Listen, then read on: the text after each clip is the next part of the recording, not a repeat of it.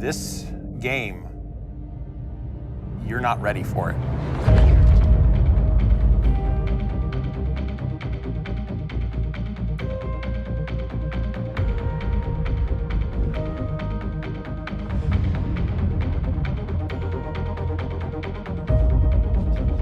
You're in the middle of this beautiful sci-fi environment,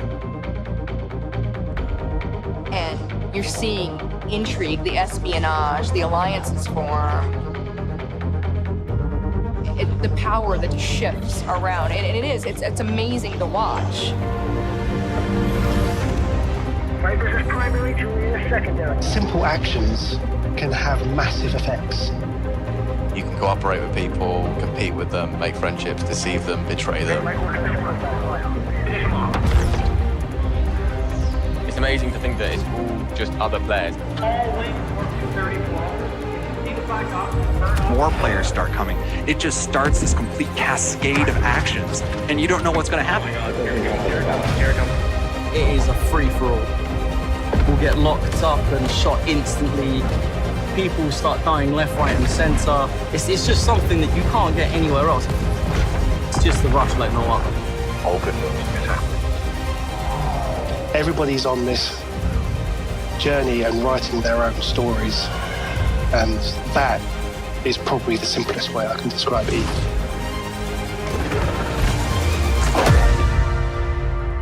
Things continue to change and evolve. It's awesome.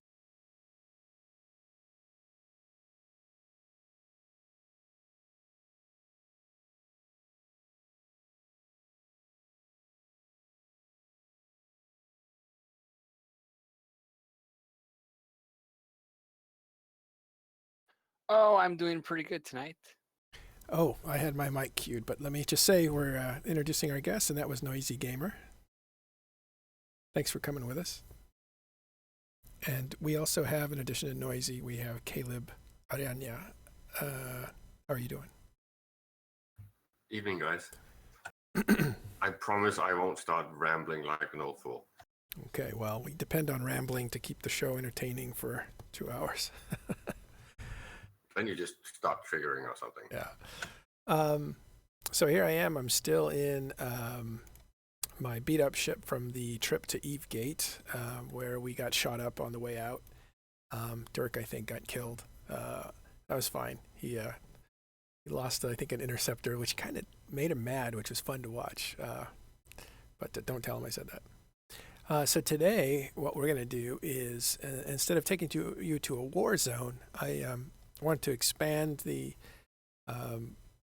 kind of the idea of the whole Eve history tour and give people an idea of what certain regions are and certain like racial empires. So the first one we'll do tonight, and we're going to do Gallente.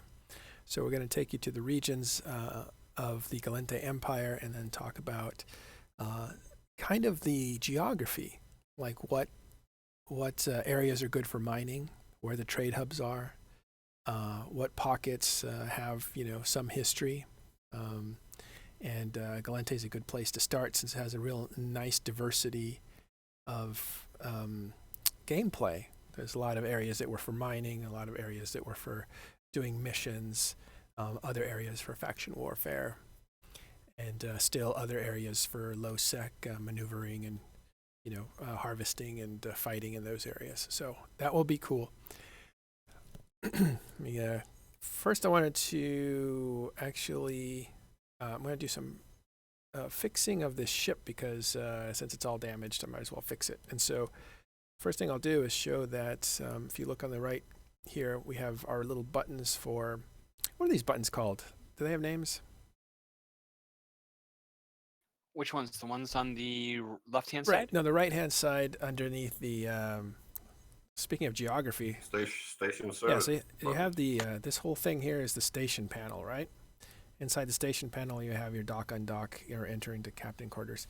But down here, you have station services, and these are all the things that you can do while inside the station. And so one of these, we'll point to here, is repair ship. So we'll click that, and that looks like a wrench and a screwdriver. And that will bring up all the things that can be repaired in your hangar. And as you can see, one of them is going to be the Amar shuttle, which I'm looking at here is all damaged. So if I say repair item down here, I can do one item, or I can select all by clicking and holding down shift and then, clicking on the other object, and it does everything in between, just like normal Excel or whatever else. Normal file management. And those buttons are getting smaller and smaller. I know, and my eyes are getting worse and worse as I get older. Yeah, I'm saying it's some sort of ageism from CCP. They're trying to evict all us old guys. Yeah, we'll know they want us out when they start putting anime figures in there. Little joke about current issues in EVE, the anime war. We'll talk about that later on as we go on. But okay, so I've selected all my items to repair. It's only going to repair what needs repairing, and it calls out the shuttle. So then I just want to open this up a little bit, and I can pick a new item, or I can repair all. I really just want to repair all. Again, if this had picked up 5 or 6 items, I could just pick all of them and then just repair all. It's going to cost me money, though. And in this case, it's going to cost me 594 credits. So I think I can afford that, so I'll say okay. Then you will see slowly the ship repairs itself as drones, I imagine, come out and repair it. I can't say that's canon or lore, but there it is, good as new. It's still a little bit dirty, but looks good. I'm back in shape for traveling. I'm pretty sure that Noisy will correct me, but I believe everything in EVE is pretty much built by nanites. Oh, really? Yeah, that's what builds all the structure, and I'm pretty sure it also is what builds the ships and repairs it. And it's also why when you need to repair, you get nanite paste and stuff to fix your stuff when it's broken. That's cool. Yeah, and like your ship skins, that's nanites being rearranged into certain patterns. Into decorative, shapes. Interesting. I didn't know that. That makes sense now. Why they gave it that name. All right, so ship repaired. It's a shuttle. We're gonna do high sec. Don't need much more than this. And this will cost about 15 to 25,000 ISK. If you need one, you can just buy it off the market under shuttle. And let's take off. First, we're gonna look at the map, see where we're headed. Gallente Space. What do we know about that empire? We know it's your old hood. Yeah. I am in a Gallente character, and that is where my first location was. Do you guys remember your starter systems? It's where you used to live, so yes, that's where I started. I'm pretty sure I spawned in University of Kale in Bill. Oh. Yeah. I think I started 2 or 3 jumps out from Hack in Metropolis. Metropolis? So you were Minmatar when you started? Yes. I think I started in Antiyard, if I'm not mistaken. Or maybe I made my way there. And Antiyard's really a neat place. That whole area was my old neighborhood, so. Okay, so let's check out. We might as well set this to something useful. So we'll check out. We're going to be in safe space, so we won't need to worry about how many kills have happened in a certain area. If we go here, we can arrange the map by statistics. But really, we just want to maybe arrange it by sovereignty. Let's see how. And here you can say just empire and pirate factions. So that's what I'm going to click on. And it changes to color the stars in the pattern of the empires. And this is an easier way to see the empires. Now you can see the variation in color because it's very slight. And does anyone know why the last destination sticks? Do you have any idea? Nope. I guess it's where you click, so I can't click off it. So let's see. I want to go to, it's just around there, Sortet, so fine. So I am in Citadel, which is a part of the red area. The red area is Gallente Space. And over here, this green area is going to be, let's zoom in a little bit. That's going to be Gallente Space. So we'll travel to, I guess we'll just start at Dixie because that's kind of their major trade hub. Indeed. And it's worth mentioning that it is also pretty much the geographical center of the actual entire star map, right? It is. Gallente, or Cinq-les-Cents, is kind of in the center. I'll bring up a map and show you guys. It's a little clearer than the actual in-game map. Sorry, the in-game map is unclear. It's just serves a lot of different purposes, and showing you the broad strokes is kind of hard. We'll use something else. But I do know that the Federation Navy Assembly Plant is where the trade hub is. Normally, an assembly plant will be a trade hub in the area where, in the system that is popular, because that is where things can be manufactured. So you want to build inside the station and then just sell. You don't want to have to undock, take it somewhere, and then unload it and sell it. So usually the places where things are built inside Market Hub system is where the trading hub actually is, because there's different stations here that you can land in, and you won't have the same access because you won't be in the trading hub.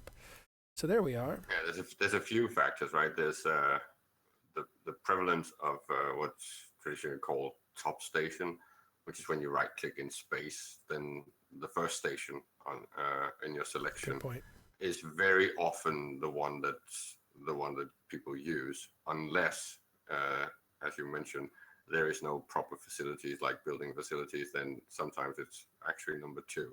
And I think that's the case in Dixie, where it's actually number 2 because of that. We'll check it when we get there, right? Because when you're in nullsec and you're in and people are moving to a different location, they'll say top station or bottom station. It's just an easy way to say what station. So you yeah, it's people being lazy. It's one of the universal truths, right? It's the same with the when you're going mining in static belts. Don't take the first one. Well, you think is there any statistics on how often the first one gets probed first to see if somebody's there to kill? People always go to the first one when they go working. They're just lazy like that.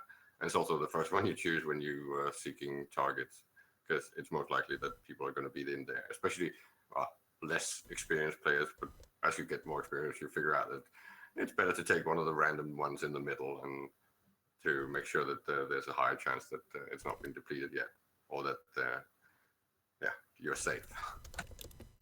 So I'm just going to tweet out my friends out there that don't know that this is happening right now. Yeah, I just landed in Dixie, and the trade hub is actually the bottom station. It is the bottom station, yeah. Like, again, it's usually going to be the assembly plant if it's not usually the top station or something. Oh, that's really weird. Didn't know that you could see. The map doesn't cover the overview when you're in space. That's kind of odd. So you can kind of see what's going on the right-hand side, which is a little bit of a cheat. I never realized that. I wonder if that's just an error. Let's see if I bring this down and bring it back up. So that's what's going on outside in the real space virtual world. But if I go into the map, yeah, it still holds this picture. So you can use that strategically. I never thought about that. Okay, so I'm going to do a little bit of, let's do a little bit of story time, I guess, and we'll switch over to a map system. While we're traveling over, we're in space now, traveling over to Gallente Space. Can't you window the map now? Yeah, you can window it right here in the top. There's full screen, dock left, dock right. Yeah, it like for me, with the new window, I like to have it in the background just because when I'm trying to probe something down, it doesn't get in the way. It's just there. Yeah. Let's see. And the other thing is that that's the way it used to be. So I try to make it as close to what I was used to, because muscle movement and muscle memory gets you spend hours and hours and hours developing that, and you don't want to really lose all of it. Yeah, do you remember when they changed the docking button or the undock? Yeah, I'm still looking for it. It used to be in the bottom left. So for a Yes, long time, people would just move and click, and they'd be hitting it, and they wouldn't be undocking. It was pretty funny. Yeah, if you Matterall, think if you flip the order, so you have it on, so you have your map on your right side. It's kind of like the old mini maps. Right. And you can actually drag this to tastes, right? So that I'm dragging that, and you can. It used to be like this, and that actually still exists. The old, what is that, like F12 or F9 or something? I guess I could try it. No. No. Ooh, there's the old map. We should show the old map. There it is. And that is an F11. That brings up your, if you look here, constellation, your region, and then the universe. And this shows you the actual system. All this got changed to the map that unifies everything together. And so if you want to look at the system, you could see it here. These are the same. They're equivalent. This actually shows you what direction your ship is looking. I don't think you get that benefit from here. Ooh, the new suns are here. We can have a look at those. See what they look like from a distance. We're gonna have to like go to every sun and see which ones are which. Yeah. All right. So again, we're traveling into Gallente Space. We're going to talk about the regions, and let's go to the map. This will take just a second. That's a nice setup you have there now with the maps. Yeah. All right. So navigation, universe. We're going to, while we travel, we're going to have a look at the universe. All right. For those that are not familiar, we'll go over some of the basics, but most of you are probably familiar. So, Gallente Space is the green area here, and starting with the part that's in the center, Cinq Liaison. This is the biggest, if I'm not mistaken, this is the biggest. It's bigger than Essence, isn't it? Cinq Liaison looks like the biggest Gallente region in space. And it basically has a few regions like, okay, good, my mouse is showing.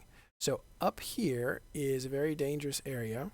As you can see, here's perimeter, the forge, which is actually one jump away from Jita. So from this system in Cinq Liaison, which is Gallente Space, you're actually 2 jumps from Jita. The problem is all this here is low sec. Let me switch this over to security so you can see, right? And there's no way to get from Jita to like Gallente or Dixie or any of the stuff down here without going through dangerous space at least once.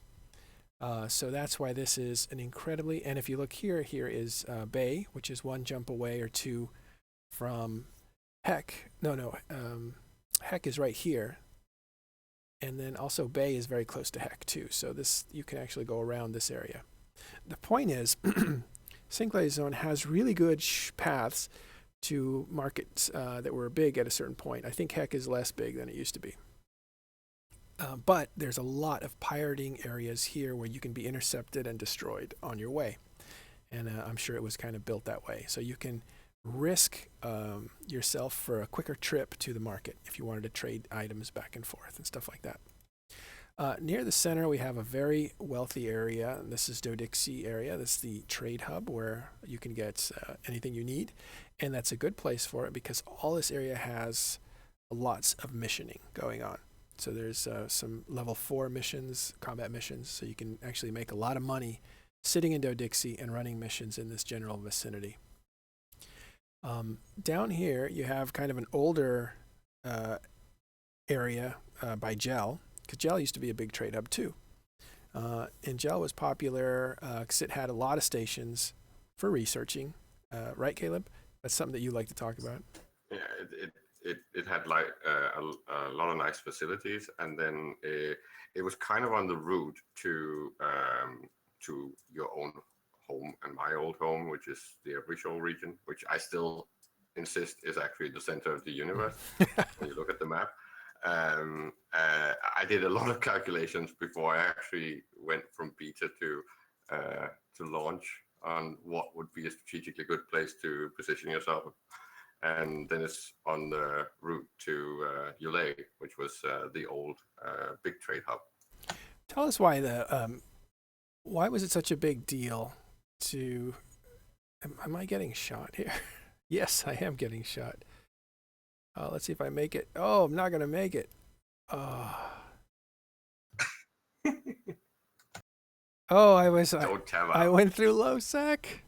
All right, let's see how. There I am, dead. My floating corpse. I can't zoom in on him to see the confused look on his face when he died. But what happened there is, if you leave your, let's see, how far back did I go?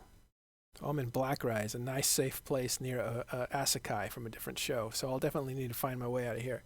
But the reason I died was because I had left it on prefer shorter path. So it took me through dangerous areas, which means it didn't have any regard for how safe a path was. It just took the most direct route. And that took me through dangerous space, which I'm sure I was going through Rancer as I was describing it, that region of pirates and stuff. Good old Rancer. Yeah. So it's got a lot of kills on its back. I'm sure I was going through one of these areas here when I got killed. So that's probably Oletiers or whatever, because that's the one place where everybody has to go. If you're going through here, you go through there. If you're going above it, you go through there. But everybody goes through this place. And that's probably where I got And you were just a little bit impatient and didn't want to take the long route. I forgot that because I didn't check that. Normally I check that. So now I'm going to change it to prefer safer route. And oh my God, 22 jumps. Okay, that's a bit too safe. So what I'll do. Just do it actively. It's pretty fast. 22 jumps? I can always. Yeah, in a shuttle, if you just keep clicking through, it's fine. Well, let me do this. This is what happens if you're trapped in dangerous space. You can actually change your cloning home. So if you're in a station that has cloning facilities. So this is the cloning service right here with the little man inside the box. It opens up this window. And then you can choose a station, or you can, here's my home station. It says it in green. And that's where I'm at now. It's where I got killed and I returned to it because that's my home station. So I'm going to change that home station. And then it gives you a choice. You can do the station you're currently in. I'm in my home station, so it won't make a difference there. Or you can actually go to your school headquarters where you started. So I'm going to set that as home. It'll charge me a little bit. That's fine. And so now my home system is actually in Gallente Space. So what I'll do is just self-destruct.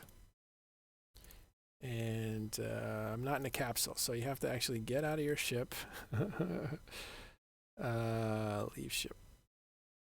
Once I leave ship, I'm now in my capsule. I'm not inside of a ship, and I can blow myself up. And yes, I will self-destruct.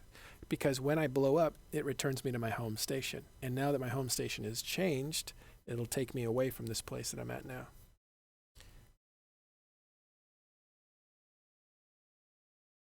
Okay, so the self-destruct sequence is started, and I wake up dead, but in a new station. I just linked one of the very, very old influence maps because it gives you a nice view on why I keep arguing that every show is the center of the universe. Oh, all right. So let's, I don't believe I need to unpack this. This will be a first. I've never seen this before, but there it goes. Okay. So as you can see from my destination, I'm only, instead of 22 jumps, I'm only 7 jumps. And again, because I changed my home station and self-destructed. And so I wake up in a station that's much closer to where I want to be. So it's one way to get around that. So let's undock and finish our trip. Yeah, and just to let you know, Manic Velocity did leave the system. He wasn't though Dixie. Yeah. Okay. Thanks for that. Yeah. Manic is like what? He was a star in FanFest. He got dragooned into appearing with Guard during the opening ceremony. Yes.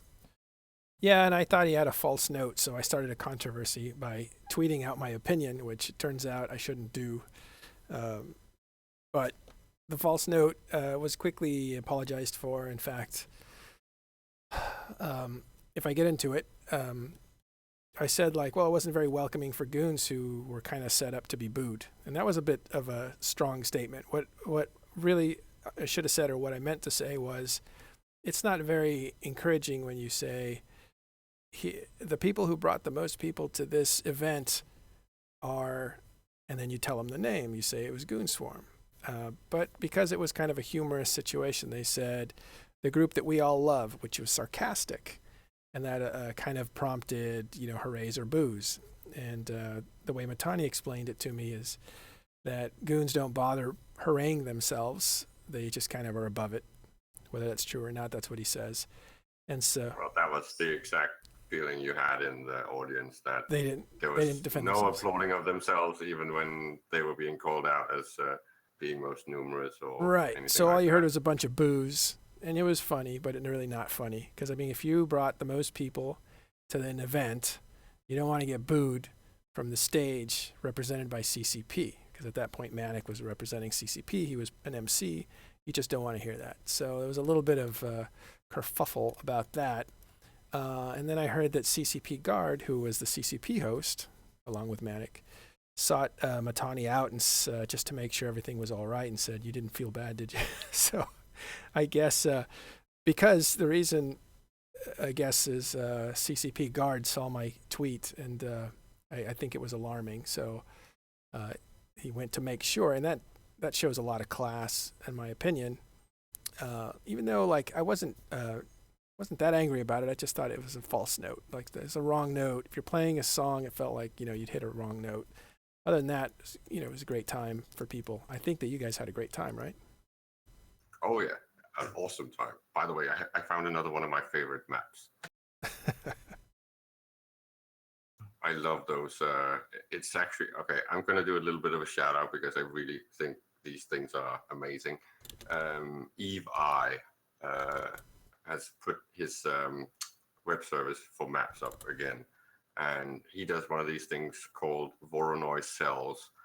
And it just looks amazing when you look at the different regions, and especially the one that I just linked with the circular one, when you see the whole universe and those cells of the different regions.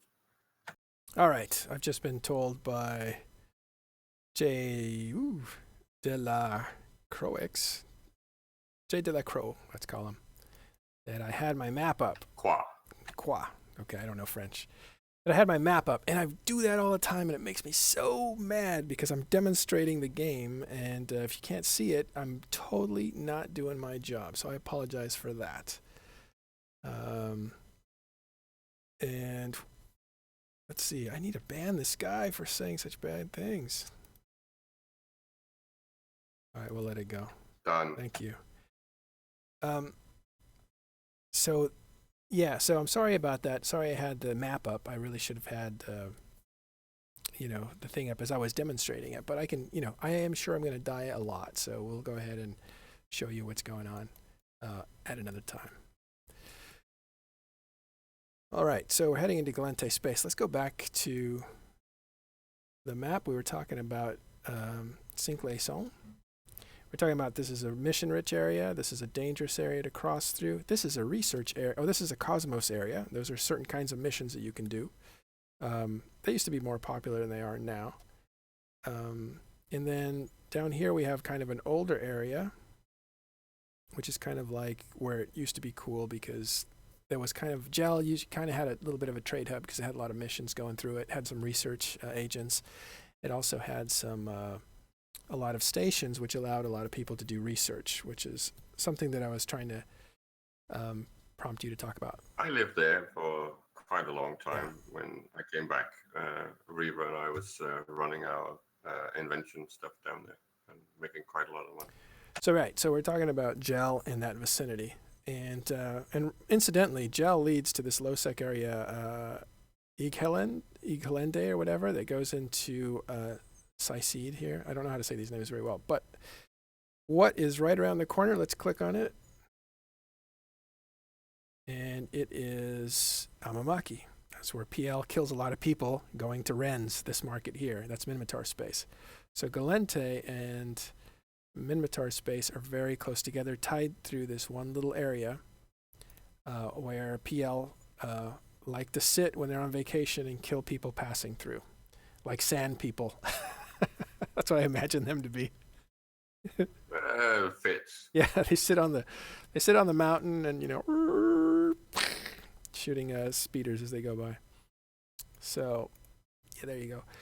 All right, so over here you have kind of an industrial park area. This is kind of a nice area if you're a builder, and that would be near Stamy or Inghenges. There's a school there. You can buy skill books if you need to. If I were a young man, I would probably live in this region. I did at one point when I just wanted to be alone and just make things. I'll tell you why. It has really good access to Valor, which is a market hub, a small one, has good access to Rain or Orzalert, has good access to Dixie, or I should say fair access. But then it has all this low-sec here, and there's a lot of really nice planets there that you can actually do PI in. And low-sec PI is really good compared to high-sec PI. You generate stuff much faster. And it was really just kind of, I think Shadow Cartel was living here when I was around. You could dodge them pretty easy at the time. And so it wasn't really that dangerous. You had to be a little cautious, but then you just build in high-sec where you're totally safe, and you can actually, sell your stuff there. Some people would pick it up and stuff. I think Goignard is a neat system, and that's where all the low-sec guys would sit, because that's the pipe between high-sec and these areas here. But I never found any trouble there. So, and what's interesting about this area is you're right next to domain, so you can actually, go to the market in Namar if you need to. It's a little more dangerous, but whatever. Last area. Well, those are basically the areas, right? You have the research area down here. No, I don't know if I introduced this. The Fricour area. This is a research area. Do you know how research areas were kind of built? What do you mean built? Like there seems all to of be the stations and stuff was just plugged in from day one, pretty much by CCP. It's not really changed. Why were some areas better for research than others? Like I always found, I think research agents probably determined research areas. I think someone like Torfio rolled a die, and then they just figured out how many stations were supposed to be in a system, and then they just populated them with the facilities pretty much random. I don't think there was any big thinking behind any of it, but of course it created the ecosystem as it was, right? Because back in the day you could plug research and build facilities, so you couldn't actually get access for newbies. So it was a little bit of a struggle to find, especially things like copying and research. Do you want to weigh in on that, Noisy? Like, there seems to be, there's definitely a research area for each empire. I don't think every region has a research area. Yeah, I'm not really sure. I mean, because there was a lot of issues with when stations had a certain set amount of slots. Like you had manufacturing slots, and you had time efficiency slots, and all these other slots. And so it got to be a pain. But I'm not really sure how they did all that, because I basically at that point, it was like, I don't want to go where everybody else is, because you could never get a slot to build anything in. So I stayed in Minmatar, and part of the reason was because you could get slots out there. That was more back in the day, you couldn't really get slots anywhere if it was for research. Even the low-sec pockets were usually plugged as well. It was just more likely that you would be able to slide in if you were very lucky. But they were totally plugged almost universally. I think there was a few places, like maybe you're talking about, where it had very low population density in general because no one actually lived there. But even then, all the slots were in use because it was such a fucking competition just to get one. Yeah, I mean, I was going to high-sec islands. And so those tended not to have as many people. You could get in there sometimes and only have to wait 3 days before you could begin your research. Yeah, I was especially battling for or trying to keep my slots plugged, because basically when you were changing things, you're basically taking out a plug. You usually had things like ammunition and shuttles and similar prints just running forever, because then when you needed the slot, you could actually go and then put in what you actually wanted to research or copy. But it still left those windows of a few seconds or something like that where people could actually go and then see that it was available and then just plug their own shit. So it was a little bit of a risk every time you had to swap something. And I think at one point I had 20 slots, I think in, was it Usala or Luminia? I think it was one of those. when that was where everyone lived back in the day. So it looks like I've just docked, so I made it safely to my destination. I do want to show that when I was talking earlier about the area where I used to live that was a nice area for industry, I talked about this area, this system here called Inghenges, and how it had good access to PI, kind of had a little bit of market area, had a school there so you could buy your skill books, and had good access to about 3 markets, Dixie being the biggest one. But if you look here under services, science facilities, there's a lot of room there for science. So at one time, it was an industrial place where people could put their blueprints in to be researched and stuff like that. It had a lot of stations, a lot of natural stations for that. These days... But still at risk, right? Because it's still low sec. No, that's not low sec, that's high sec. Oh, I thought you said Eggland. No, not Eggland. That's by Gel. Yeah, that's a different one. I'm talking about the place where I used to live, and I'll go back to the map again. Oh, yeah, it's also a really good mining place. Yes. If I'm not yeah, mistaken. because Stymie here has 18 belts, so there's nice mining in these areas too. And it's also, you're right, has 17 belts. So that's good mining between I still think I have equipment down there. Yeah, I think I have some stuff too. I think I have a bunch of ozone down here from when I used to jump into Goinard. So I used to... One of the things when you have a capital ship is you need to jump it too close to low sec so you can jump out. I have Hulks parked down there. Hulks, do you? Yeah, that is parked down there. Yeah, it's cool. So down here is, yeah. So this area had good mining, had great research facilities, and that was probably it. But the problem is it puts you 5-6 jumps away from any real market, so it's not as convenient as just building something and putting it in there. So all that to say, this is Sync Liaison, kind of the biggest system in Gallente Space. So let's go to, and we're in Dixie now, so we'll have a look at it. I'll actually undock so we can have a look at it. I'll let you look at the undock while I decide where we're going to go next, because there's a few different systems to go. That looks like a Raven right in front of me. It's probably missioning. Because you should head to every shore your own hole. Oh yes, okay. So when I started, I used to live in this area. I started pretty much in this area. I would run missions from this constellation. Go again to transition. I used to run missions here, and I used to mine in, where is it? I don't see it. It's actually in Everyshore, right here in Antihard. Because I was a young dreamer, and I thought, I want to run mining missions. So they sent me to Antihard, or for some reason I ended up there. So Antihard is actually just one jump from where I am now. So let me look here. Look at all these gates. So Dixie has so many gates. I'll point them out here. Vlade, Auvergne, that has a school there, so you can buy skill books. Batagne, Meves, Antihard. So I'm going to go to Antihard. We'll just warp through the gate and jump.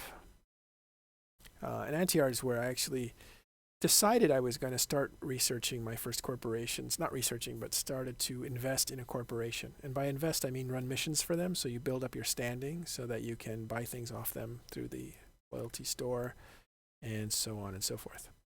But also, it felt like I was going to work for somebody. You know, I was playing the game in a casual way, so I didn't really need a corporation. I wanted to do it by myself.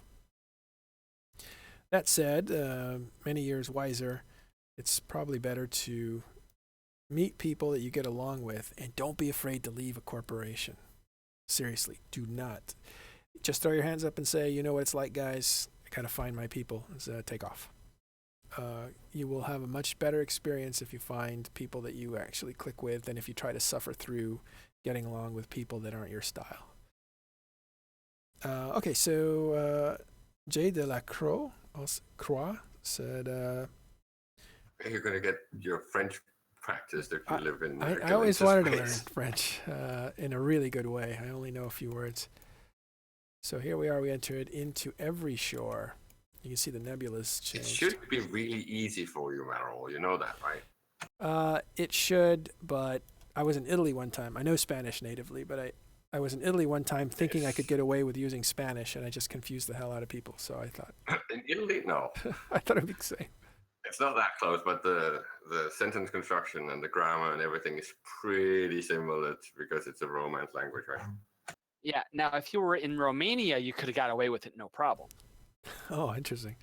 All right, so in Every Shore, which is where we are now, and this is a neighboring region to, let's actually look at Every Shore. I'm going to open up my map. I'm going to back out a little bit. So Every Shore, we are right here. So here's Sync, and then here's Every Shore. So it's a neighboring system. It's not easy to make the, maybe I'll use the old map for this, or maybe not. Anyway, I'm being targeted. Is that one of you guys? I hope you're going to heal me. I'm going to burn to the gate. Burn to the gate. Are you being stream sniped? Yeah, maybe. I don't know. Okay, so let me go ahead and move to a different system just in case. So another system is... Hello, Rosewalker. Did I see Eternity? I called it Eternity. I don't know if that's actually the name. So I'll just jump through there. I'll bring up the map to actually show you. I don't know if I'm going to get killed. If I do, it's fine. I'm going to go back to the map and show you guys that we have traveled to this area. We were in Dixie, right here in the center. And we traveled one jump over to Antiyard. Jump through there. And this is Antiyard. It's actually a very small system. And this system was basically a mining colony, I call it. It's certainly not a mining colony because it's an entire region big.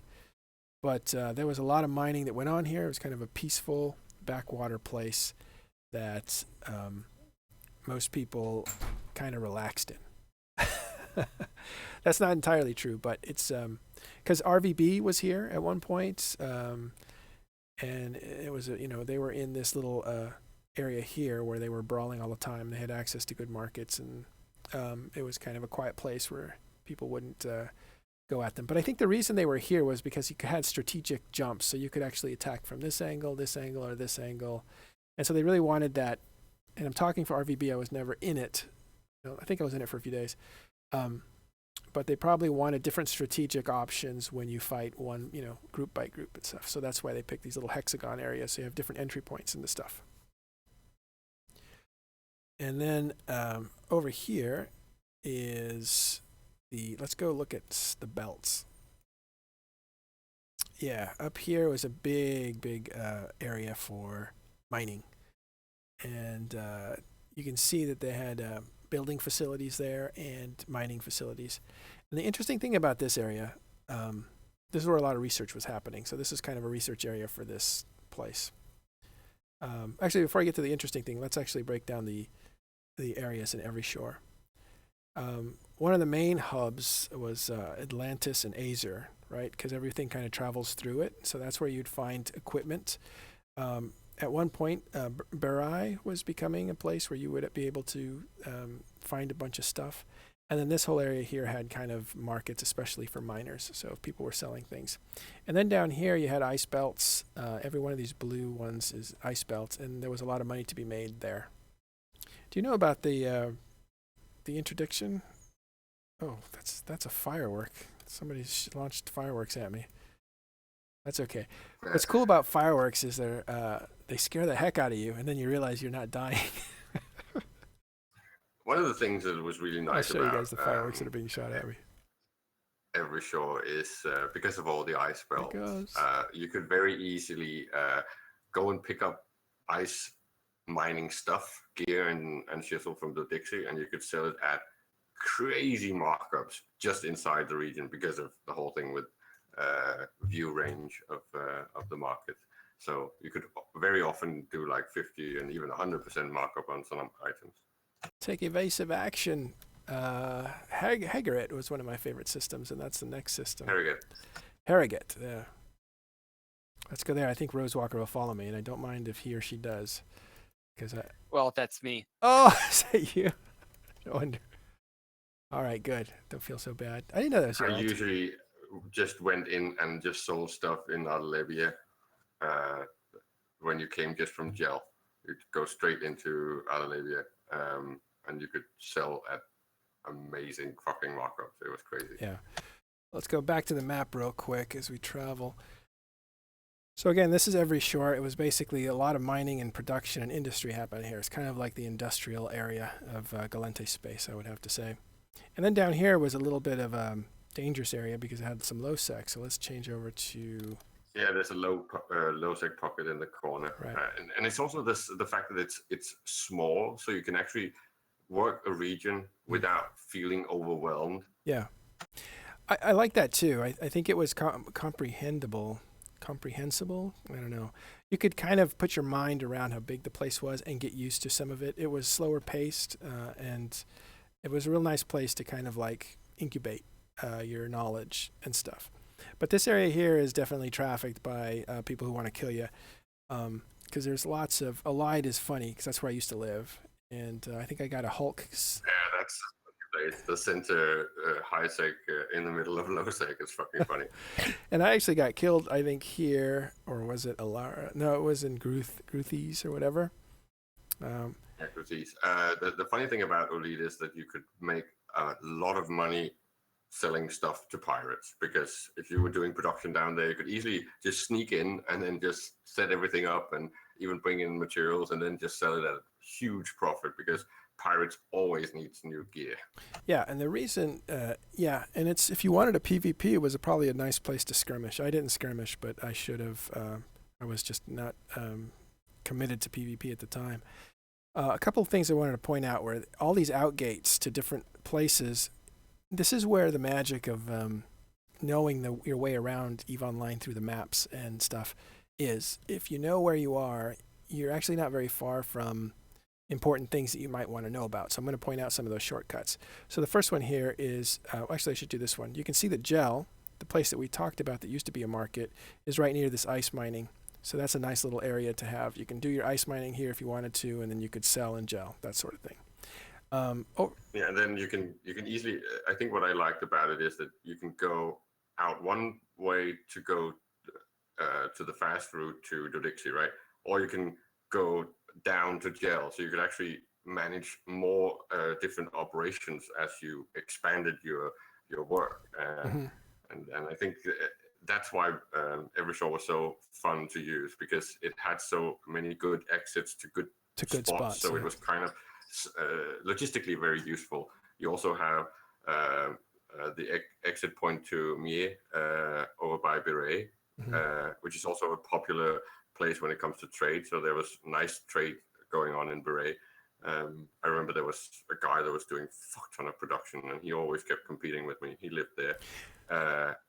And then you go straight to Essence, and when you get into Essence, which is a massive fucking region, and then it's on the way down to Ulay and the Concord area. This is back when Ulay was the market hub center, right? Yeah, it was why you did it, right? Because you kind of had the way back to the center of Gallente Space, which is Sank, and then you had the route down to the neutral hub. Well, what's interesting is I didn't realize this, but Jay Delacroix is saying that, I'm always going to say his name wrong, but that certain gates were removed, and he listed them in their chat, so that's kind of interesting. I didn't know which ones were. It was the highway. That was the highway that was dismantled. Okay. Yeah. Well, it was not there at launch, and then they brought it in to ease logistics and travel. And then for some reason they took it down again. Yeah. And that made a lot of people really sad, because it was so nice that you could just go from one faction of space to another. Right. So, okay, so if you look here, you're jumping into Gel. If you jump into Gel, then we have that, few jumps out from Amamaki and then Renz. If you go, so that's one jump, because I was just over here. I jumped into there. Jump there, jump into Minotaur space, and really within 5 jumps, maybe some dangerous jumps, you're really in Renz. And when Renz was a place to be, that could be a good way to deliver goods, small goods in a fast ship. You could probably do it, right? Like the Millennium Falcon, the frigate that could get through pirate space. But yeah, so that was okay. So the other place up here is if you were mining, let's move this back to belts, right? We're looking at belts here. A lot of good mining in this area, a lot of good industry in this area. But right here, one jump out in Giran Fa, you had a system that had 21 belts. So you could jump over there and mine a lot and bring it back to Toli or Udat and Oyedatu. And there's also there was good companies that were there, right? Creodrone's there, I think, and a lot of good Gallente companies were there that you wanted to build up standing with. So you could do, a few things, missioning and stuff like that. You could do ice belt mining, which is why this place was so popular. And then if you wanted to do straight mining, there was a place there. So that was that. And the other place down here in this lower Allied area is that if you went through, you could get through to 2 places in sync.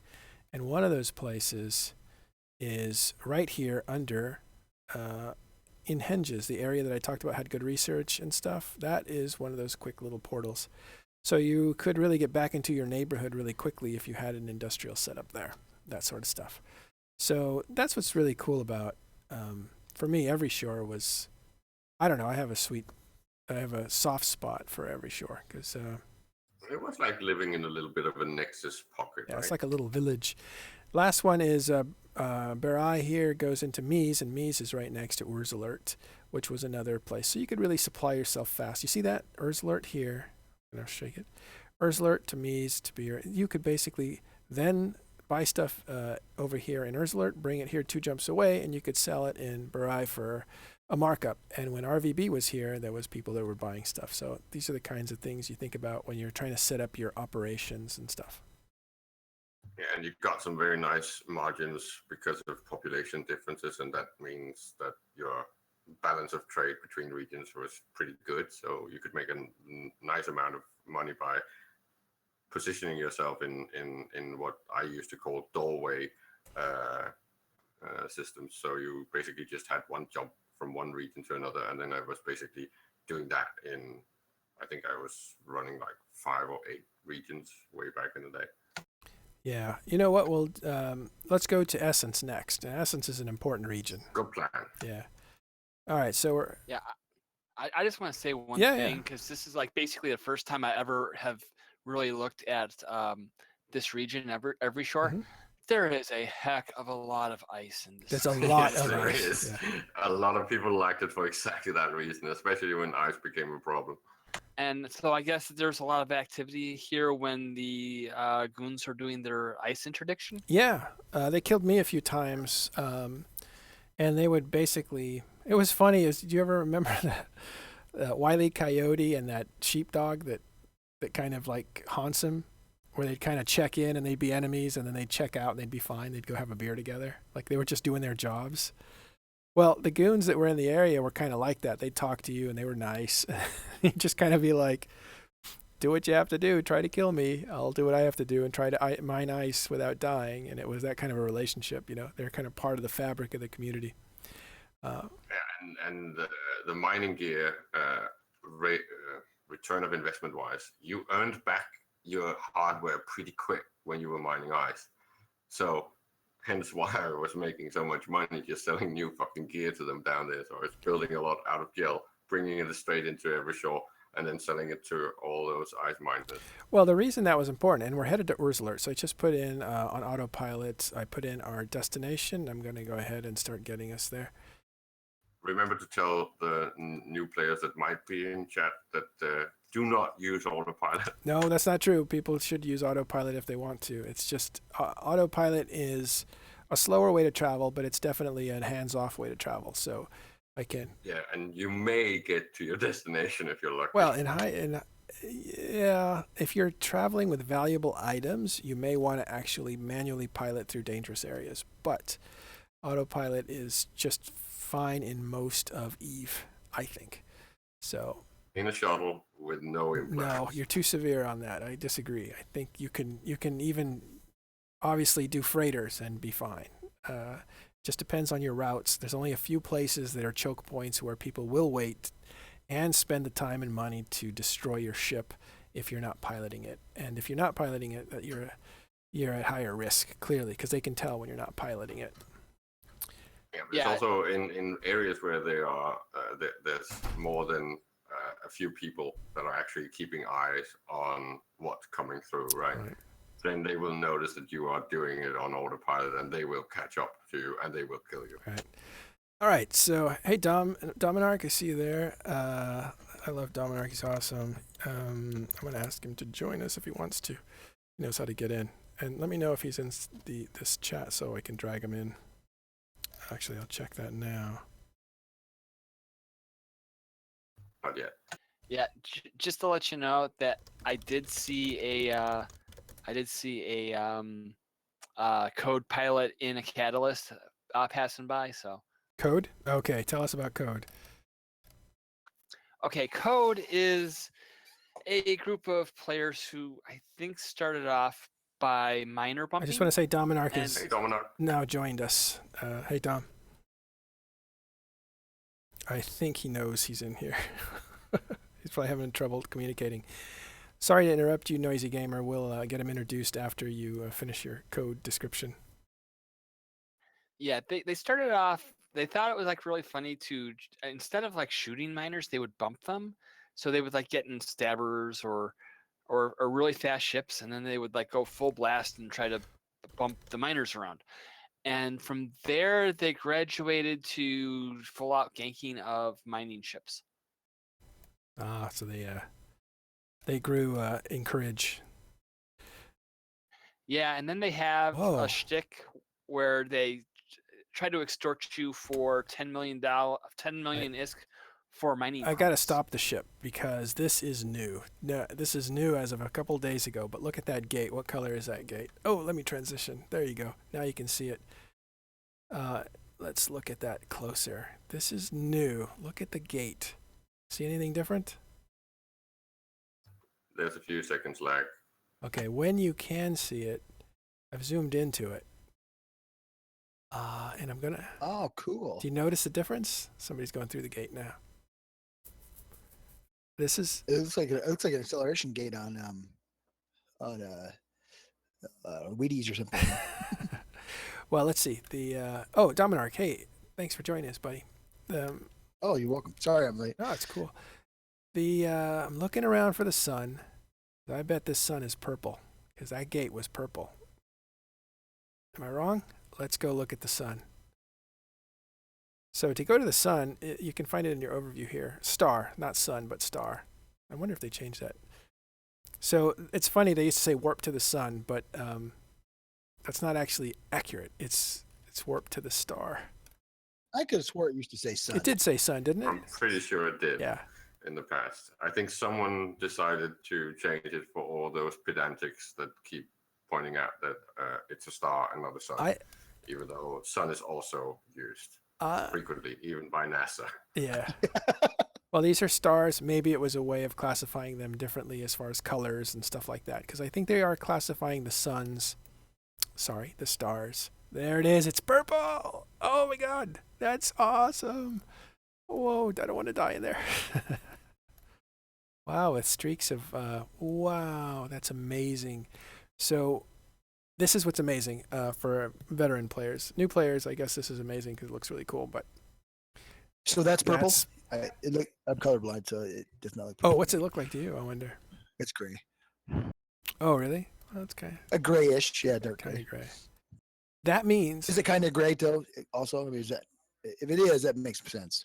And sometimes it's a very, very desaturated purple, but it is. Oh, yeah, that makes sense. That's why. And you can see here that it's lighting up my ship where light hits it. It's lighting it up purple. And the gate is purple. And that's what's so amazing is these suns are now coloring the things in systems different colors than before. And that's remarkable. Like, I don't think that was even talked about. When you're this close to a sun, yeah, it's going to colorize your stuff. But I didn't know it was going to colorize everything in the system, which is pretty cool. It also seems like you gave some love to the amount of light you get based on the distance, reflecting off your ship. It definitely changes, from how far you are away from the sun. More than I guess I noticed it before. Maybe it did it before and I just didn't notice it. Yeah, you can probably notice how beautiful the sun flares are. They're in here that looks like fog. Unhealthily active stars, really. Yeah, they are extremely active. They're smoker stars, yeah. And I have not seen any sunspots yet, and I'm disappointed. Well, I don't think they're gonna. I have a feeling they're gonna Yeah, so Z-Master at 1985 says it only took 14 years for them to change the stars. But yeah. Now, if you were with us last week, only last week we went to the Eve Gate, and we got there and we looked at the star, and it looked just like Eve Gate. You couldn't really tell them apart. And, 1 week later, the stars are totally different in the game. They will be into the future. So that was the last time you could kind of see the contrast, or the lack of contrast between the Eve Gate and the sun that was there. We'll call it sun. Now, if you travel to Eve Gate, it's a big orange star, and it was tweeted out by Mark 726, or Webb Spaceship. He tweeted out now I can finally tell the difference between the Eve Gate and the sun. So kind of cool. We took a little hop over history there. But there you go. So this is neat. It's new for me to realize how much it's affecting the system overall. So the nebulas are fine, but the items in the solar system get painted by the sun, which is kind of cool. All right. Lol. ED. Does anybody know? Not dangerous. Maybe we should swap names with them. Does anybody know the new sun effects, are they computer intensive? They're not, correct? They're not really that bad on. No, not really. It's handled locally, as far as I know. Look at that. Okay, cool. That was wild. Oh yeah, so when you get out of the orbit of the sun, let's call it orbit. It's not really orbit. When you get a certain distance away from the sun, the intense color falls off you. So that's pretty cool. But you still have traces of purple, but just not as strong. You can see when I zoom in close, you can still see traces of purple. I don't know why I got so excited about that. I think I think it's cool too. I'm with you on Are that. you good? Yeah. It's these little. I think I'm more impressed with how many things are now animated on your ships. Recently, I just started noticing it's like every single hull has stuff happening, and it's so fucking cool to look at. I think it's kind of funny how they stuck that in there, because they really didn't talk about it, all the animation stuff. I mean, the big stuff, so the first cool. they did, but yeah, it's really neat. Yeah. So I am traveling to Essence. I went through Alert. Oddly enough, I was in a position to go through Sync for some reason, so I guess I must have been 4 or 5 jumps out. Unless, did I not change to... Yeah, I'm going to Alert. Well, okay. I have to remember that I was used to the old slasher, and I was out in space in one recently, and the animations on that is just so neat. They're not as cool as the new Concorde ships coming out, which got actual fucking S-foils, and I need one of those. I'm just going to fly around that one for a long time. I'm pretty sure you'll be able to afford one. All right. Well, we get one. It's a FanFest present, right? Oh, yeah, it is. That's right. So we don't actually have to warp to the star to see it. You can actually right-click on it. You can... I think I missed it, so I'll do it in the next system. Can you click on the picture and get you like you do with a ship or large? Oh, and cool. this looks like a smaller star than the one before, but orange. And I wonder what the intensity of light will be. All right, so we're talking about Gallente Space. We're in our 3rd region now. We've talked about Cinque Zone. We've talked about Every Shore. Cinque Zone is a big missioning hub, trade hub. Every Shore is kind of a mining, ice mining area. These are very big generalizations. Essence is, in lore, the center of the Gallente Empire. It holds very popular or very important places. So let's look at the map and go into what those are as we travel. All right. Gallente Space is still the space I cannot travel in. I'm still hated there. That's what you get for shooting everybody. Faction warfare. No, faction warfare it is. Oh, yeah. So faction warfare does touch this area up here in the north. So that's considered a faction warfare area. And this is one of the edges of faction warfare. You can actually go in a lot further for faction warfare. Let me show you a little something on this. You have available maps drop down here. If you go to the very bottom, actually it's not there, is it? Where is the faction maps? Here, faction war. They made a menu of it. If you click on it, you can actually look on a map. And this is Amar versus Minmatar. Let's go back. And you can do, this is Amar versus Minmatar. Where is Gallente? Here. And over on this side is Caldari versus Gallente. So these are the two factions that are fighting each other, and these are the other two factions that are fighting each other. So if I hit this map, I'll be able to see faction war. And this is a big area, right? So if I go ahead and do... And I just linked the Eve Eye maps. They are so nice. Vulnerable. Let's do sovereignty. Okay. So green is Gallente. That's who has control of the space, I believe. And blue is Caldari. So when the area that we're entering, and this is a strange map. Maybe I shouldn't show this because it's a little more advanced. If you're into faction war, you would use this a lot more. But we're over here in right outside of Urzalert. The dotlet map you're showing, though, is a good map for to get people to understand that faction warfare spans multiple regions, but not the whole region. It just touches corners of it. It kind of shows that in this. Yeah, it's a good point. So it's not actually an entire region. It cuts pieces of different regions into the map so that you can see it. In our in-game map, let's look at that real quick because we're not going to cover faction warfare too deeply, but let's look at the map so we can actually just see if you wanted to look at it. So here we are, and I'm going to first I'll zoom into where we are. Okay, there we are. And then I'm going to use a different filter. I want to actually do, instead of services, I'll close that up. And I'll do faction warfare. It has its own bracket. And so I can actually just do all militias. And it shows me activity. It's not very bright, but you can see that these areas here, the ones that actually show color, are where the activity is and where the regions are.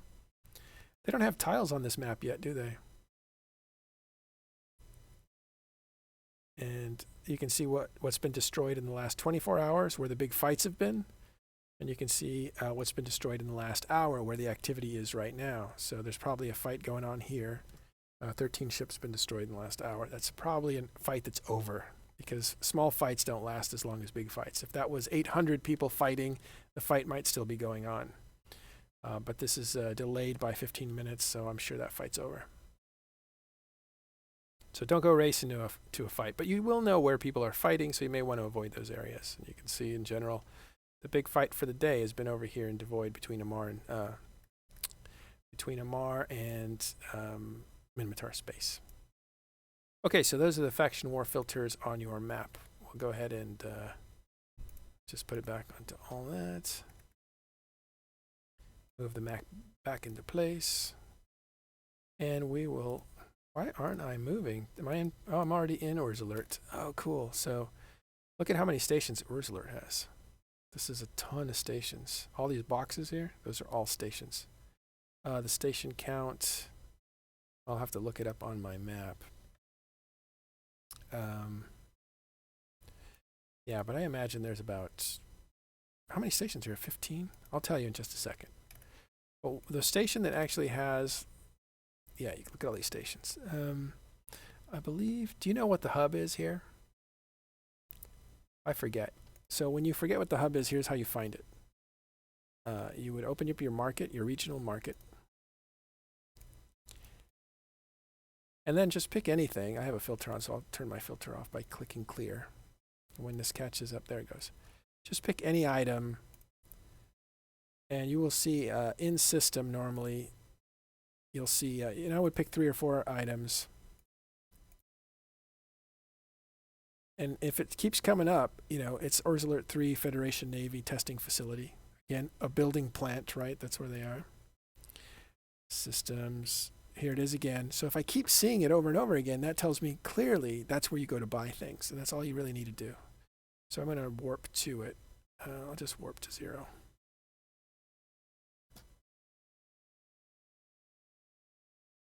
And see which way we're going. Now this looks like a blue star. First, let me turn around. As we come into the station, we'll see it emerge. No, it's not a blue star. No, it's yellow. It's yellow, huh? How does that work, I wonder? So I'm in a green ship, a green silver ship, yellow light on it. There it is, Urzalert coming into the back of it. This is the trading hub, and this was a popular place a long time ago. I call this the Acapulco of EVE Online. This used to be the trading hub for Dixie because it had lots of stations, so you could do a lot of research and stuff like that.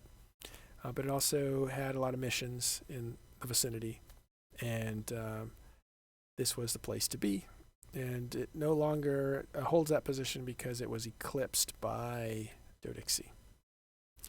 Yeah, Ursula and Luminaire was very popular, and I think it's because it's straight on the way into Genesis and Ulay, right? Mm. It used to be or is? I'm pretty sure that, well, I don't think it's that active anymore, but it used to be like the central production area of, well, a lot of some of the big names positioned themselves down there. Well, let's check it out. Taggart, Transdimensional way back in the day, and Xanadu. Mm-hmm. Wasn't it Lady Scarlet that used to be in Xanadu? I can't say for sure, but that sounds correct. Yeah. I think because I remember I was going to comment that she was one of our biggest competitors way back in the day. Xanadu and Taggart did a lot of production, like a lot. And especially when Tech 2 ships started coming out from the lottery. So they were our main competitors. Okay, so here is Cinque-Son, where the center of the universe there, and then there's Every Shore, which is the mining area. We're now in Essence here. Essence is kind of the political capital of Gallente Empire, so let's jump in there and talk about the certain regions of Essence. In the northern part, you have the entrance into low security space, but also, and I'll change it to security so you can see that. See how it turns red? That's low security space. But also that's faction warfare. Starter systems are below in the south here, and I think Kauster is a starting system. Luminaire is no longer. They may have shifted over time. I don't know where the starting systems actually are right now, but I do know Kauster was. If you go ahead and change you did change the security. So yeah, it's the blue areas. The 1.0 security. Yeah, all the starter systems are 1.0. It doesn't mean that they are starter. It's just that it helps to find out where they might be. Okay, so Luminaire. I thought Coaster was, though. Coaster down here where people couldn't get lost.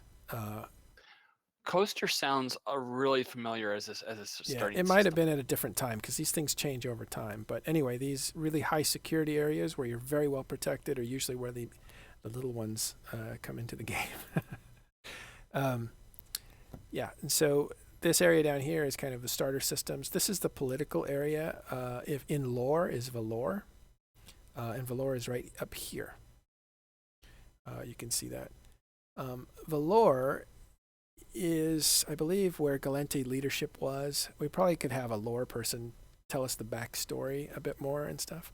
But that is also a trading hub that leads right into what you would consider low security space and stuff like that. You have Old Man Star and Hydeles, and this is the two headquarters of the Gallente Empire for a while. They may have moved, but for a long time, this is where they were headquartered, where most of their activity would be. And their first jump out would basically be Valor, so you'd get a ton of supplies into Valor. If you look at the map, if you find Pakshi, which is the doorway into Genesis. Right here? That's basically where you would usually go. No, it's down in the south, right? In this map, it's in the by Orslert. Yeah, it's okay. It's just your map is different than mine. But yes, you go Ursulat, and then you go Pakshi, and then you're in Genesis, and then you're on the route to the old trade hub Ulay. Yeah.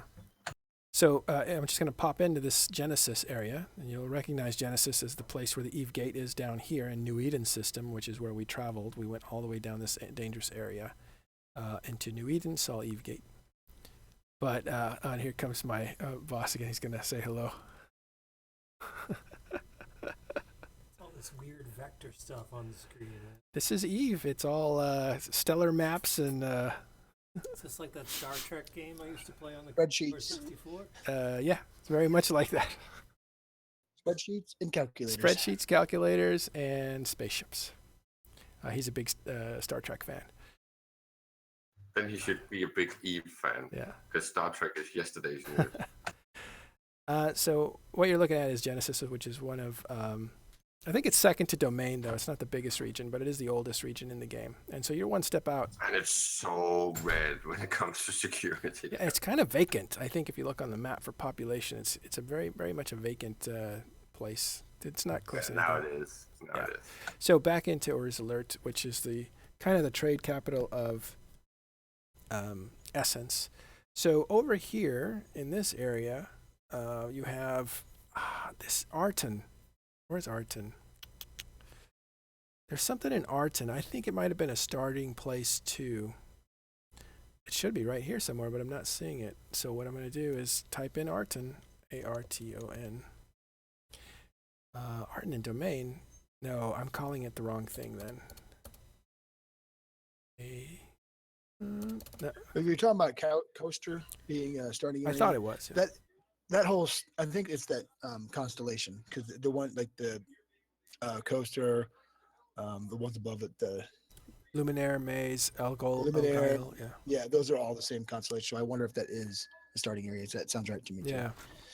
Yeah, Coaster. I just looked it up, and Coaster is a starting area, which is like really weird because it's a 0.9. Yeah, I don't know why it's a 0.9 in security. It gives it rats. 1.0 won't have rats. So if you want starters to be able to fight rats, it's going to be 0.9. Interesting. So that might be a new development. Yeah, but every other, like all of the Minmatar starter areas are all 1.0s. Really? Yep. Well, Gallente they're tougher than everybody else, so that makes sense. They can take it. They can take just it. more gutsy. More gutsy. Here you go.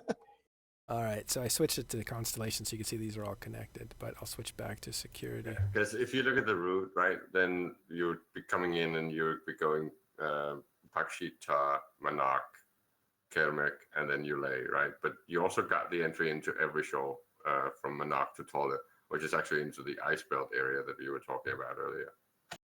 So what I'm going to do, let's go back to the game.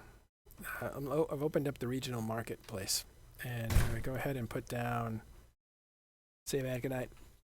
I'm going to look at, I'm going to open this up more so we can see where things are sold, because that tells you where activity is, right?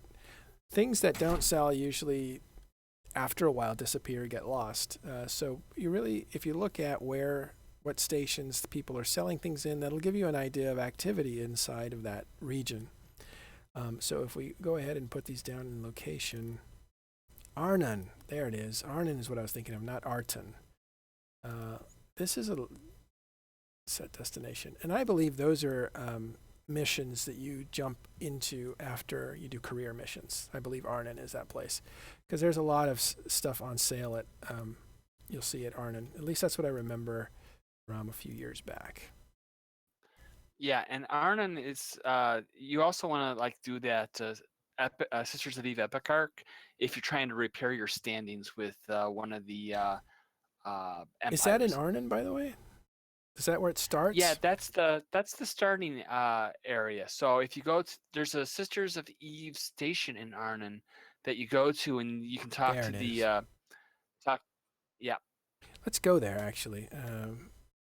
Well, we have to go to a different one, so we have a couple more regions to do. There's actually 3 more regions. We're going to do 2 of the 3.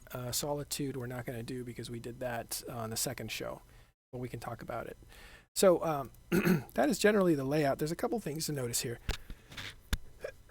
Sorry about that. Sorry about the noise.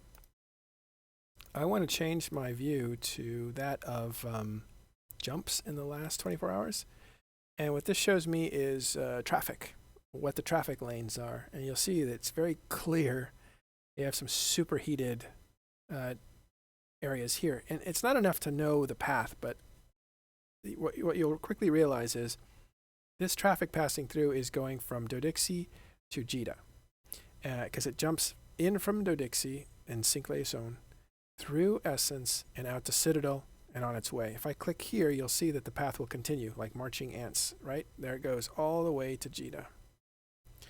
Oh, this one goes to Amar, and this one goes to, actually they both go there. Amar and Jita takes a hike over here somewhere. Yeah, right here. So I'll go back into Essence. And if I go the other way, because I've just come back from here, Citadel, and I go to Douane's, let's say, you'll see that go right to Dixie. So that's why those are turned red. And in any any place you go, you'll be able to see the traffic lanes or the highways to the trading hubs, most of those going to Jeddah, which is the main region of the game, as far as commerce is concerned. I think there's no question about that. All right, back to security. I'm going to hit universe, and I'm going to go back to essence. What do you guys remember about essence, by the way?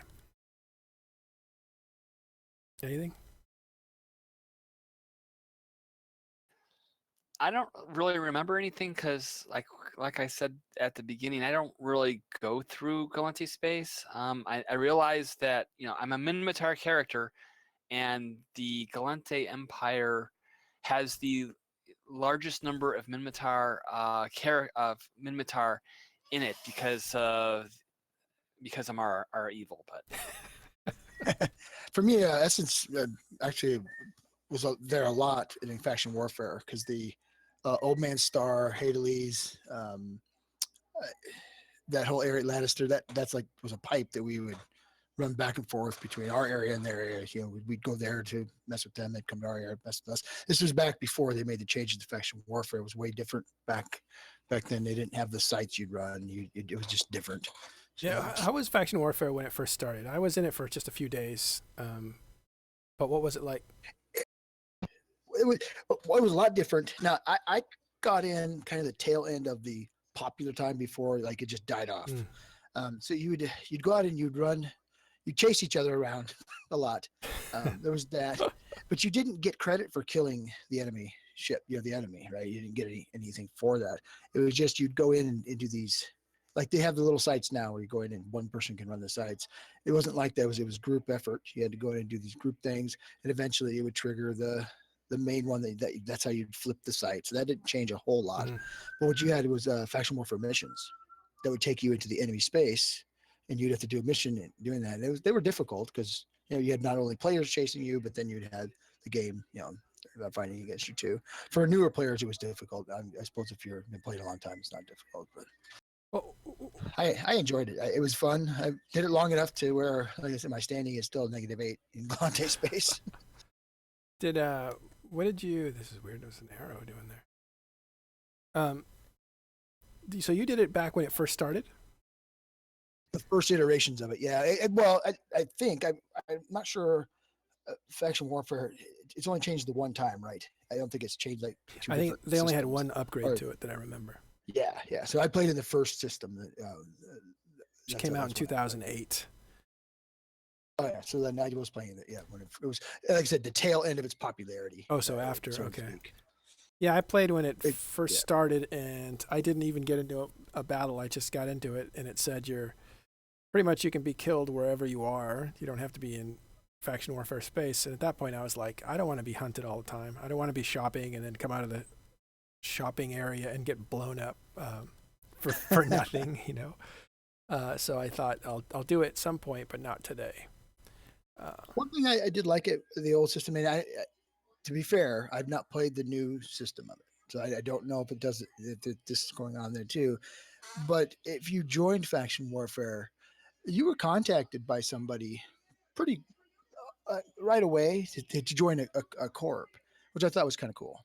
That was it wasn't like you were on your own, for sure. I was contacted by several and in different days, and then the forming of fleets, you'd see cross-corp fleet forming, and I don't know if you see that today. I don't have any, a basis for comparison on that. I'm not familiar with what it is. It would be good to have a different one of the guys from Faction War to describe it if we were going to go into it, but I didn't want to go too far into it. I like remembering that Faction Warfare was a certain way before. It's been upgraded since then, and it didn't attract as many people as it. Most of the talk, I got disconnected in audio, but I can see you were talking about the faction warfare economy. Yeah, in the audience, somebody said that the faction warfare was an ISK faucet that ruined The economy, I bet you take issue with that, but it was game, right? Initially, there was a bit of gaming where I know that goons were doing things, manipulating the values and the payout system, and that was then fixed. Of course, it was a big faucet, and it still is pretty much a nice faucet. If you look at the economic reports. Is it a faucet or is it a sink? No, it was a faucet because you were just run the site, you get all the bonus for the LP and just LP. Yeah, but the LP would actually turn it into a sink. No. You get the LP and you buy like the skins, not skins, but the blueprints and things like that.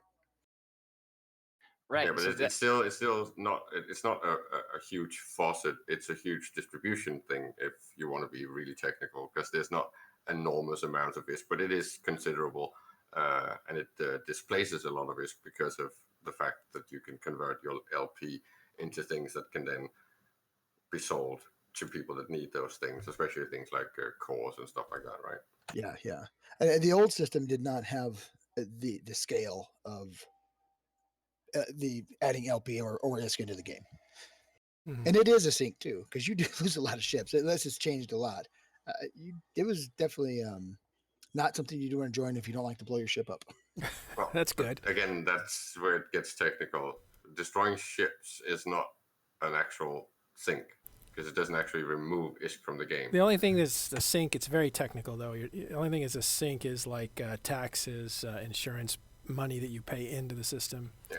Buying blueprints and stuff like that, and faucets are things like blue loot and bounties and whenever the rewards. game takes money away, that's a sink because that money is gone to vapor. But whenever you blow up, it feeds the economy, which means another player is now making money. So it's really stirring money around unless the game takes it out or puts it in. That's technically. Well, if you're using LP to purchase ships, LP store was a sink. You're right. Yeah, the LP ship. Yeah, LP ships. Yeah. Right, correct about that. So we're headed over to Arnon, where we're going to take a look at the Sisters of Mercy ARC mission so that you guys can see where the agent is, in case you want to do that. And as we're doing that... Did anyone finish that? Any of you guys finish that? I didn't finish. Did you guys finish? No. Noisy, did you finish? I wanted Did you start it? I've done it several times. Oh. So he finished it for me.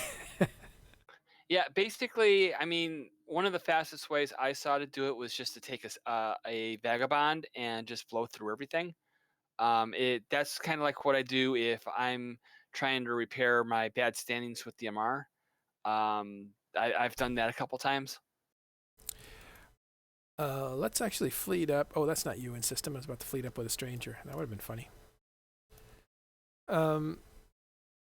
Tell us about the Eve Sisters of Eve mission, and can you tell us what it is and that sort of thing? Yeah, basically it's about 50 missions that you kind of like get shunted off to after you've done the career agent missions. Like there's like 50 of those or 60 of those.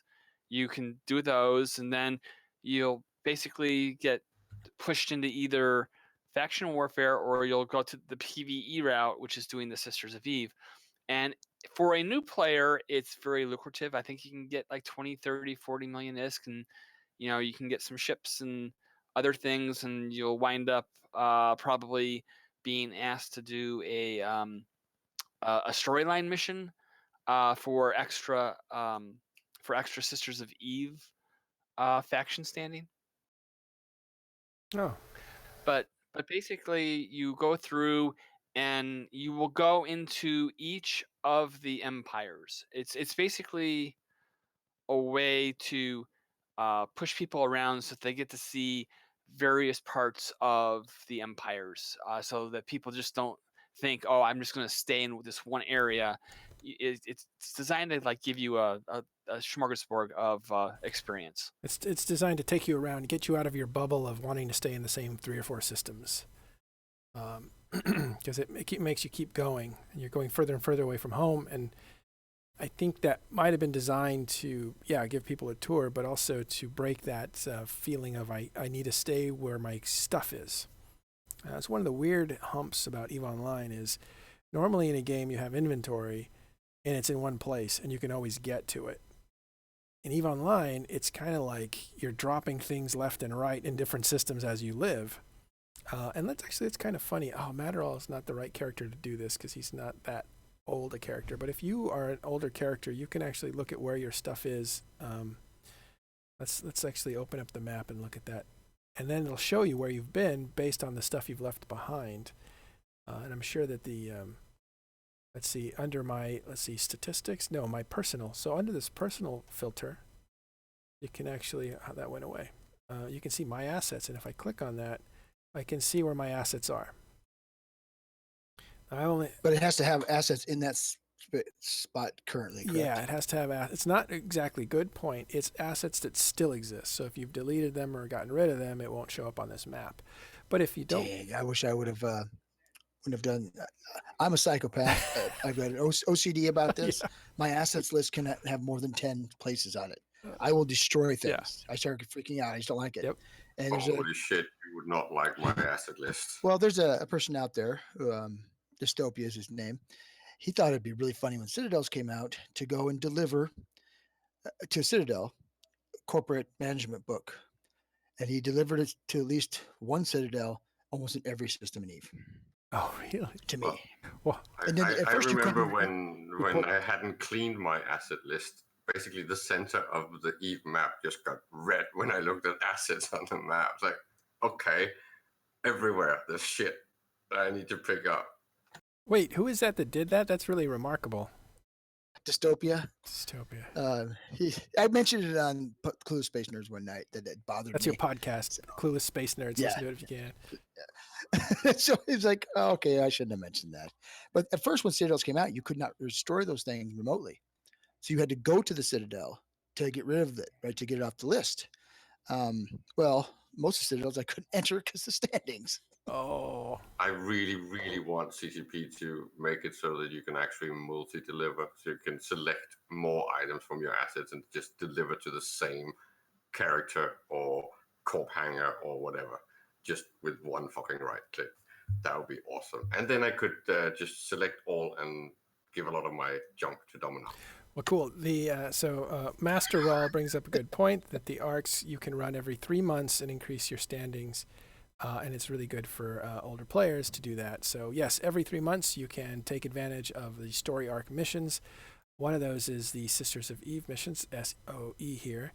I don't think, if I'm not mistaken, here it is, Epic Arc Agent Security. And if I talk to this agent just by double clicking, I bring up the story, and there is the, this will take me on an odyssey of about, I believe it's 30-ish. How many different missions are there? Anyone know? I'm looking at you, Noisy. Bueller. From my experience with Sister Eve, I think it was interesting though. 50 missions, much more than I thought. But yeah, this will start you on a 50 mission quest basically, and it will reward you with good standing and items and stuff like that, and it will take you all around New Eden. So it's a lot of fun if you're a new player and you want to kind of get out from where you are. I would recommend doing that, and that can be found in Arnon, and that is in Essence. So let's trends. And that is where it starts. That's where it starts. Right. Yep. But you can be. Don't you get given like a? And I don't remember them saying this right. You get like an invitation, don't you? At some point. You get a piece of paper. Yeah, you put it in your cargo. I believe that's how. I think that's for faction warfare, though. No, because I had the beginning of the mission in my cargo for a long time, and I never really got around to doing it. Past a few things. Maybe they've changed it. This was a long time ago when the ARC just came out. That's when I tried it. Yeah, because it actually, if you complete if you're working on any of the epic arcs, if you go to your journal and you go to the epic arc or epic journal tab, it'll actually show you your progress if you haven't completed it, and it'll also tell you what you were doing and what you did, and it's kind of like when it says journal, it really is a journal, and it tells you the story and everything that you've gone through. So journal tells you a bunch of different things. It looks like because it has different tabs, but journal is this little guy here. It's Alt J, and it looks here like. Here is where agents are, and under agents are missions, and loyalty points and research missions, etc. But there's missions. Expeditions, what are those? Those aren't... Here it is, Epic Journal. So Epic Journal will tell you how far along you are on your Epic arc. And it's a story arc, but it's Epic arc mission. So there you go. It's got a special tab all its own. Next stop is we're going to go through Verge Vendor. I'll talk about Verge Vendor for a bit, and then we're going to end up in Stackman, which is in Placid, which is mostly low sec for Gallente Space. So we'll see you there. I'm going to start flying now.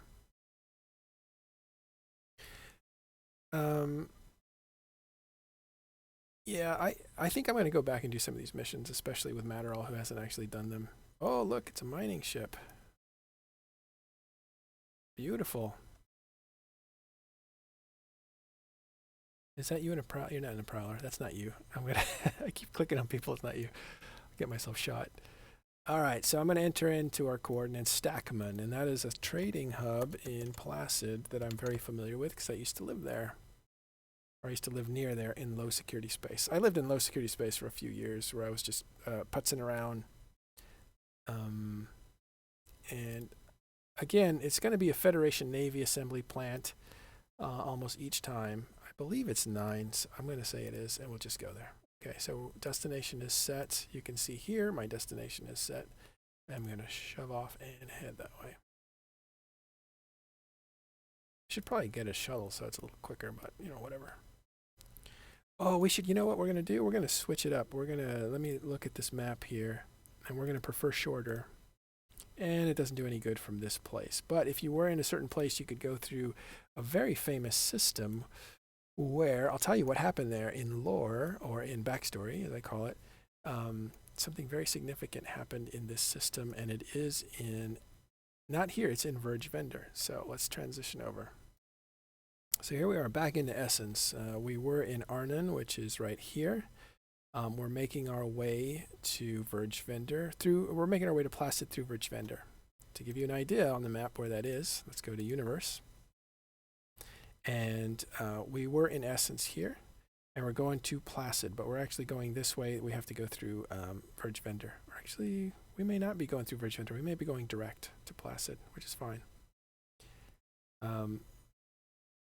Where were you at in Essence? I was in Arnon. Let me check here. I can always check here by hovering. Yeah, just go 2 jumps to Lever, to Tenon, and then Verge Vendor. Then you'll have a path to get to we're going through Verge Vendor, and we'll talk about it when we go through there. But because in order to get to Placid, you kind of have to go through Verge Vendor, unless you're going in through the top of Essence. And I'll show you that in just a minute. But here's a way to know. These are the stopping points systems on your map, so I can just hover over them and find out, yeah, I'm definitely going through Verge Vendor. But I did it again. Showed you stuff in game when I had my map up. Okay, so this is where if I hover over my path here, I can definitely see that I'm going into Verge Vendor. A little fly up will tell me that I'm going to. Okay. So now I will go back into the map. And we were in Essence. One way to Placid is right here. It's a quick jump to Orville. And this is on the way to Jita. So this is one of a supply route traveling through there. And if I tap into Orville, we'll talk about this region when we get to it. This is a very heavy faction war region. And this whole area here is a lot of faction war.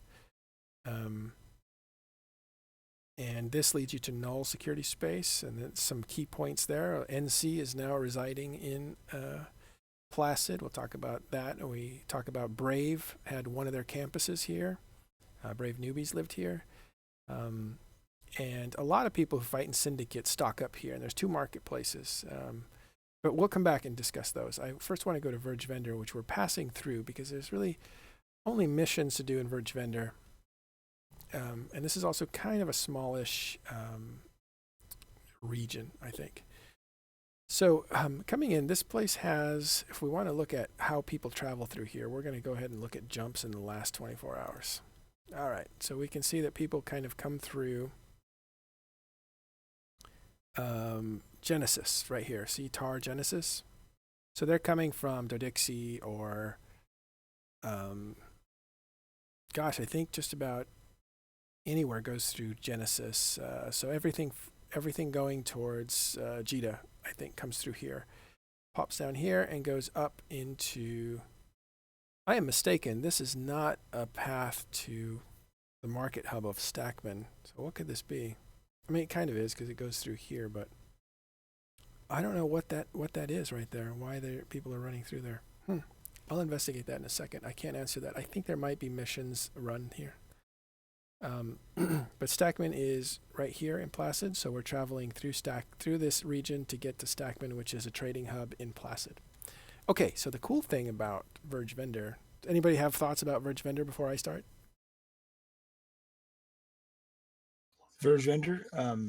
Well, it's still part of that faction warfare pathways. You know, I can't think of the name of the systems now. There's a little section where you kind of go Verge Vendor, Placid, Essence, like all connected right close to each other. Can't think of the names of the systems though. And then the good thing about Verge Vendor was you could do this, all the low tech stuff, and then easy access to nullsec. Right, Verge Vendor can lead you to nullsec, and we'll get to that in just a second. I want to point out this nebula here. There's a Gallente nebula. It's green, and that's why it's kind of their nebula. And you also have, I'm in Genesis now, so I'm actually in a Marian space. So there's a Mar. You can see how it has the brown. That's the Amar Nebula. Here's a bigger part of Amar Nebula. So there's two entrances into it. But this is what I want to focus on, and this is why it's important. That green nebula is Verge Vendor when you actually get there, and we're about to get there, because we're in Tar now, so we're one jump out from Verge Vendor. So Verge Vendor is like a supposed to be a peaceful place, but what it really is a place for combat. It's kind of a lower populated place. I think there are missions that are run there. Generally, that's what's going on there. It's not like every shore had a lot of ice mining and that sort of culture. This has more of a missioning culture and just kind of a general culture. And it's a crossroads too. I think is a big thing. Good point. It's just so easy to get to multiple regions from there. I think a lot of things go through Verge Vendor. Not very many live there. Well, that's what I'm wondering about that system you pointed, that Alienton. Yeah. I wonder if that's within jump range of nullsec somewhere. So we just I want to check that out. I'm going to close this map so we can get a full view. Now we're actually in that nebula, and that is Verge Vendor. Everywhere you look, pretty much, except this little area here, is surrounded by green. So this is the nebula you're seeing. It's actually Verge Vendor. Okay, so the interesting thing, and I will check out those areas. I thought that was kind of interesting. There seemed to be some movement going on.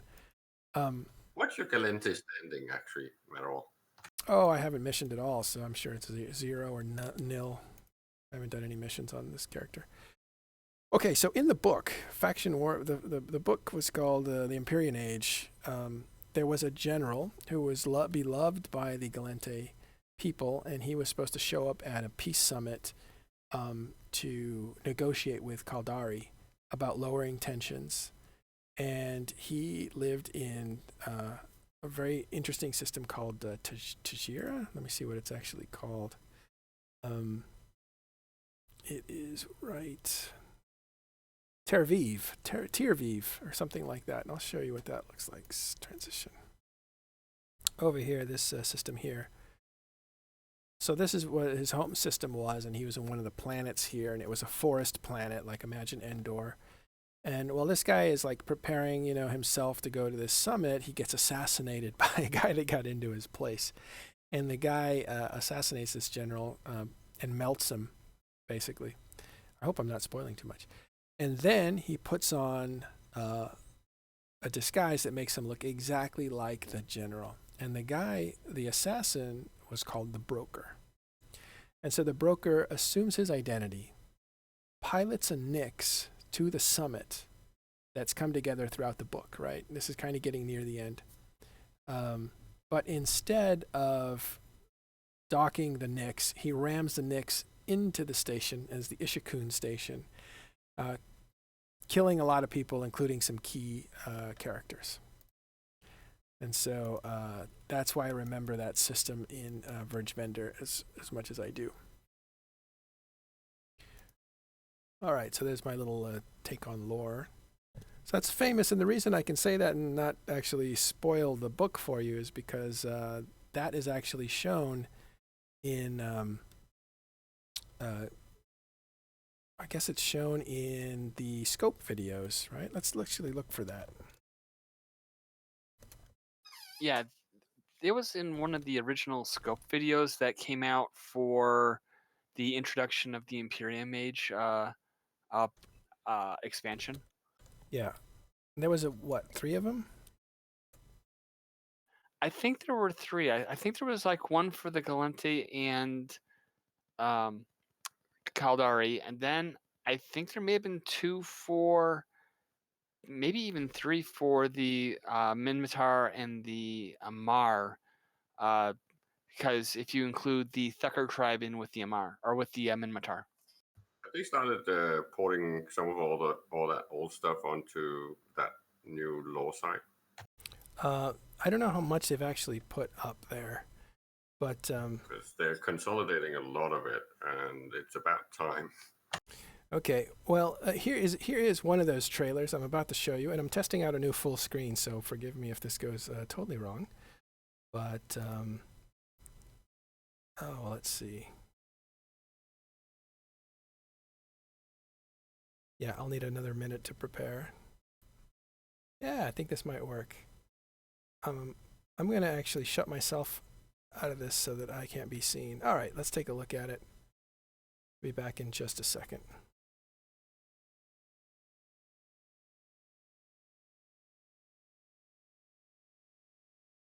We're broadcasting live from inside the Ishikone headquarters in Malcolm, where the scene is utter chaos. This summit was supposed to bring hope to Gallente-Caldari relations, but the Federation escort, a Nyx mothership flown by Alexander Noir, has set a deliberate collision course with the station. Thousands of people are forcing their way to escape hangars now, and our team is desperately trying to make it out on one of the evacuation.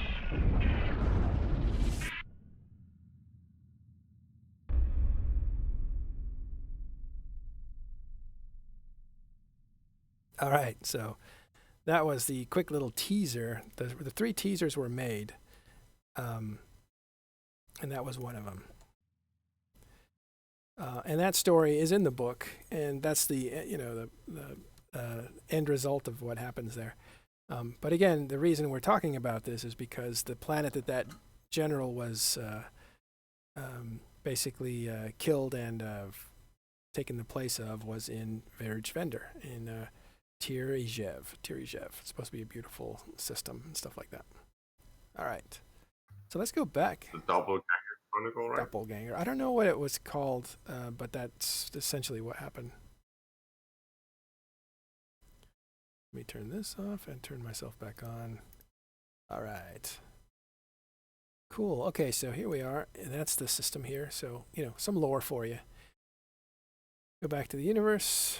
Let's go back to Verge Vendor and have a look at what's going on there. All right, so I know there's a little bit of delay, but when you get a chance, you can have a look. I'm going to look at security. So we can see a lot of it is high sec. There's a lot of missioning down here, some pretty heavy duty missions like, level 3, level 4s, all grouped together. So it's kind of a nice place to spend some time doing that.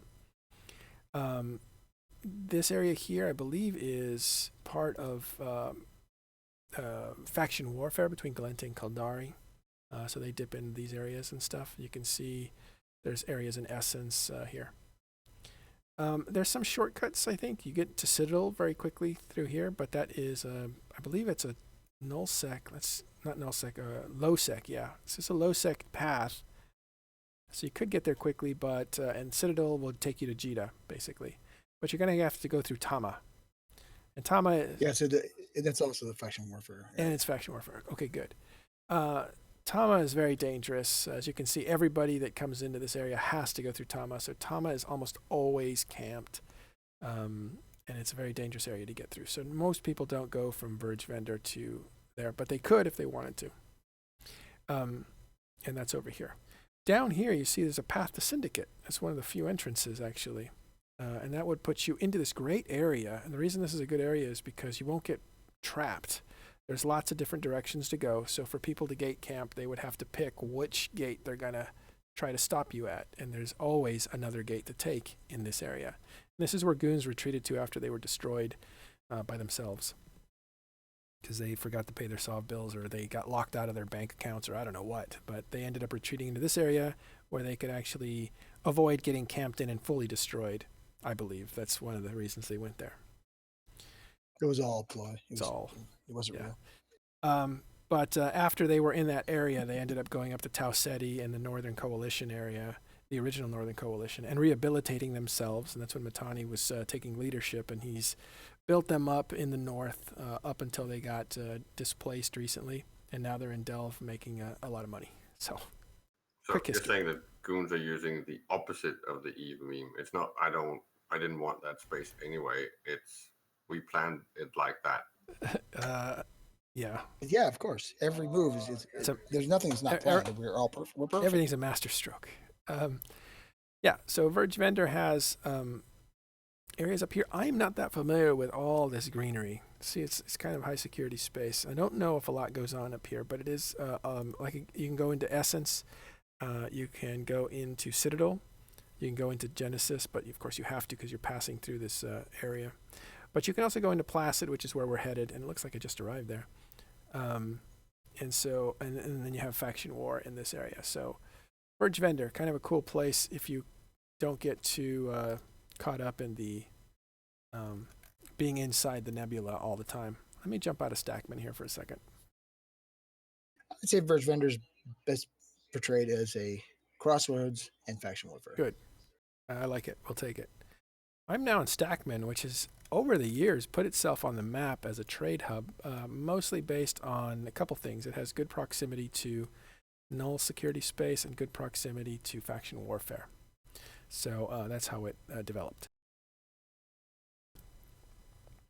I'll look at the map in a second. I don't want to show the map too much because the game is beautiful and I do want to see it. But in order to give you the geography and topology of the area, we need to do that. So let's go back here. We'll go now, we're in Stackman and Placid. And Placid's an interesting place. I think Placid is a really good place for a medium player, meaning you know your way around, you know how to fly a ship, you know how to take evasive action, you are feeling pretty confident, and you don't mind getting into a brawl here and there. This is a great region to be in. I would agree 100%. That's a great way to put it. Yeah. So here's the reasons. Let's go through the topology or geography of this area. And by the way, I think Eve University is here, but let's talk about who's here in just a second. At the very top, this is full-on faction warfare. You can see it, a little purple ring. I don't know if it shows up very well, but this whole area and the top of the map and on the west side of the map is faction warfare. So you're getting into faction warfare. On this area here, this red arm that sticks out through the bottom, that leads you right to Syndicate, where there's a lot of brawling going on. The reason Syndicate's a good area to go to if you want to have nullsec combat is because no one can own it. So what's nice about that is it doesn't, it feels like it's much more of a Wild West. So people are roaming through and fighting all the time. So it's got a lot of good practice time if you want to PvP in nullsec. And all this low security space here is full of good PI. And this is, you can see a long pipe to Stackman. So if you're coming from Syndicate, you're going to go through Barrel all the way through to Ostegel and Stackman. The other thing is this has level 5 missions. I believe in a couple of these areas there's level 5 missions. I think Ostegel might have one. And here is the other area. You can get to Cloud Ring from here too. So you can go into a different region. You can go into Caldari Space to do some nullsec fighting if you want to, because Cloud Ring is null security space as well. Then you also have access to Blackrise, and Blackrise is like Placid. So Caldari has Blackrise and Gallente has Placid, and they're kind of equivalent in that there's a lot of fights going on in between these two areas and in those two areas, but they kind of occupy the same mental space, a place where you can get fights, a place where you can harvest at much better rates than high security space, but more dangerous. And then you have this weird pocket here where, I don't know, it's like an oasis. It doesn't serve a purpose. There's not big missioning to go on there. There's not big mining that I'm aware of. Let's have a look at mining belts. Go down to belts. Yeah, so I think you do have a 17 belt system, which is pretty good. But it does put you a lot of jumps away from anything significant. So it's not really highly populated. Although some people who want to be in this region, will put stuff there. Back to security. Yeah, the Kaldar's Blackrise has got a much better high-sec pocket than Placid does. Placid is definitely you're on your own in a few of those. You have two systems, maybe sister. Let's go into Blackrise. Oh, that's interesting. So this is because it goes into Lone Trek. I wonder. So I'm going through the wormholes, guys. Yeah, so you can get around. So the reason probably is because Blackrise, the Caldari space, has access to the rest of high security space, whereas Placid's doesn't. In Placid, you're stuck. It's an oasis. You got low security on one side and the other. You're not going anywhere without going through some risky areas. That said, these areas are not super dangerous in comparison to other areas. Dangerous areas here would be the faction war areas, because obviously you have a bigger population of people looking for a fight. And also this pipe all the way out to Syndicate, it would be, you'd see groups like, what's the group that's, Rote Capel would come through here. Rooks and Kings might be coming through here. This is the pipe they would use to get their supplies, maybe do some level 5 missions, and then run back out to Syndicate. So this pipe here is pretty well traveled. That said, I lived in this pipe, and it is not that dangerous if you know how to maneuver. So I really recommend this area. If you look at the most dangerous systems, low-sec systems, you're looking at one Blackrise and one Citadel, and in between there is Placid. Yeah, it's Nemenelia and Tama. So to get between the two of those, you have to go through Placid to do it. So it's a pretty active area for the faction warfare side of things. Right.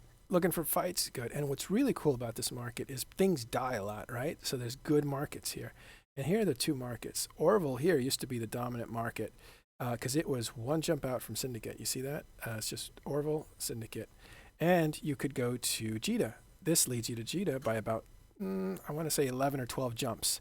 So you could get Orville to Jita, and you could supply Syndicate right here in this station.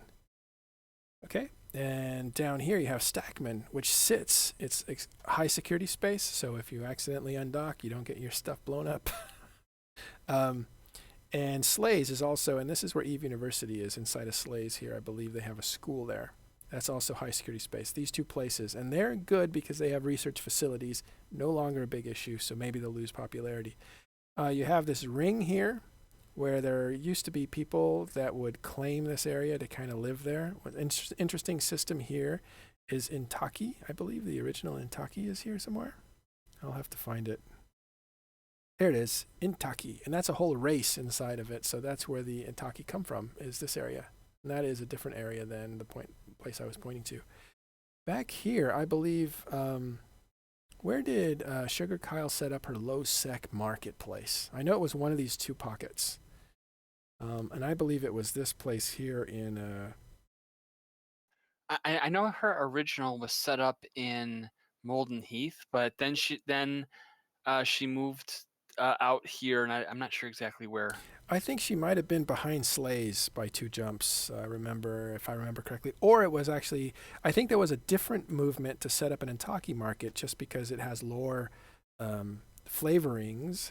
So people were trying to make a Intaki market happen. And I don't know if it ever got off the ground. Low-sec markets... they're hard. Yeah, hard. It's because it's so easy to grief them. And then people who are in low-sec are smart enough to know that if it sounds too good to be true, it's absolutely too good to be true. So. Plus, people who are PvPing a lot will go and fill up a freighter and then, go to Jita once every 2 weeks or something, if they plan well. I actually think a lot of people don't plan well. A lot of people buy on the spot, and so you can do it. It just takes some commitment, and you have to supply a lot of different things that people are doing.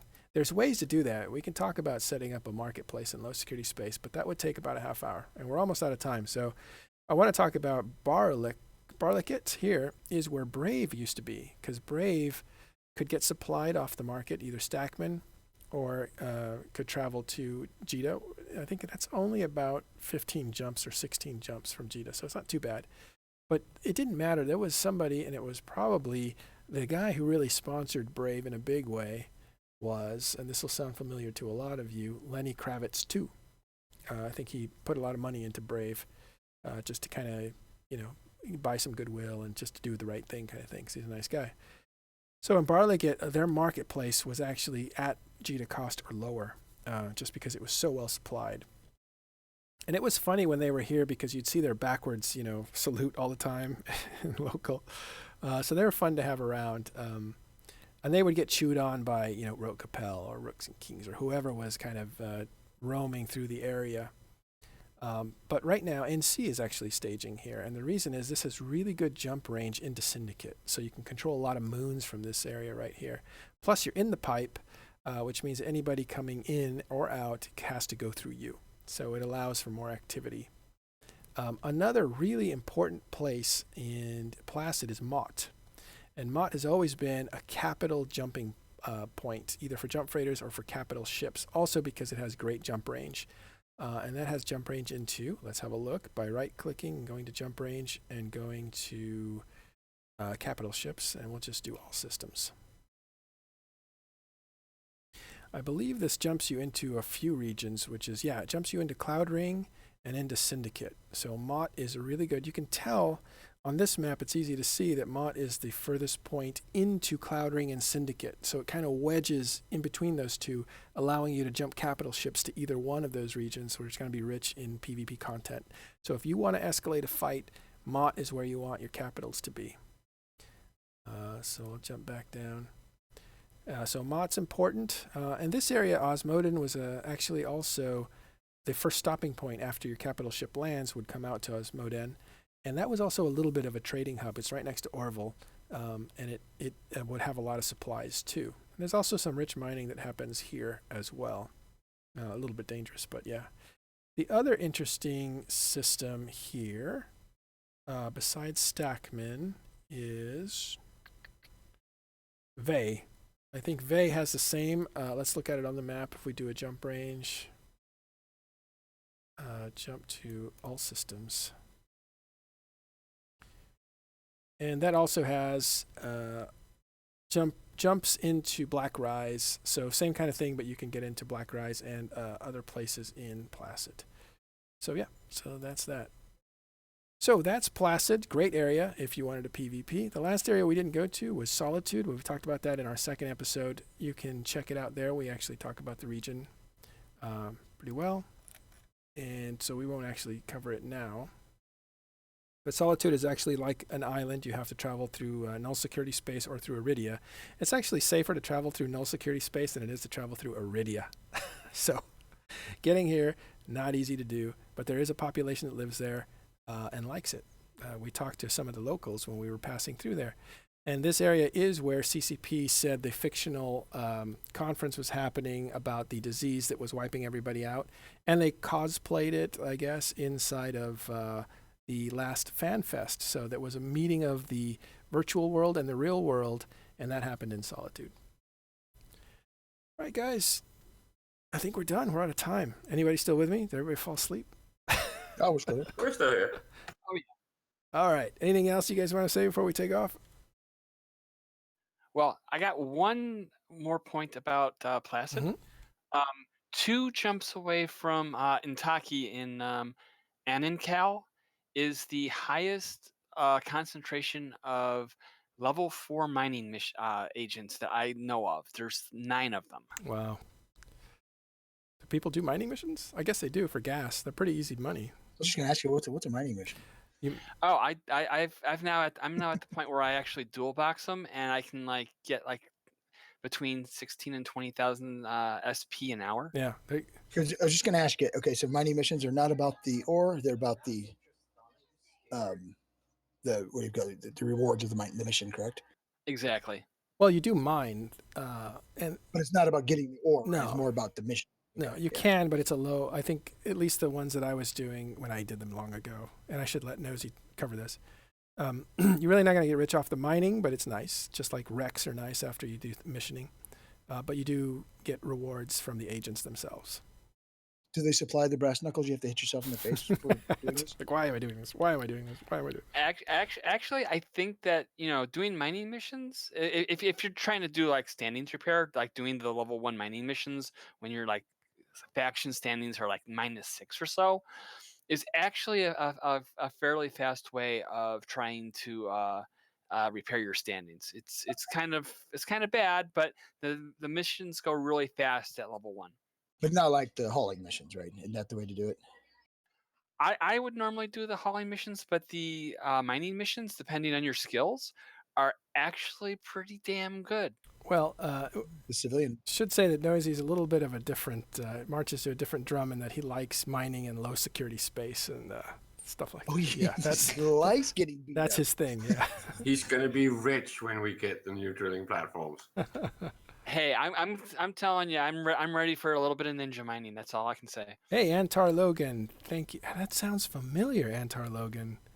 I think that's somebody of note, obviously because he just subscribed to the channel while we were running, so that's good.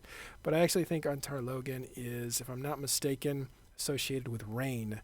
That would be, was it Rain? A Rebel Alliance of New Eden.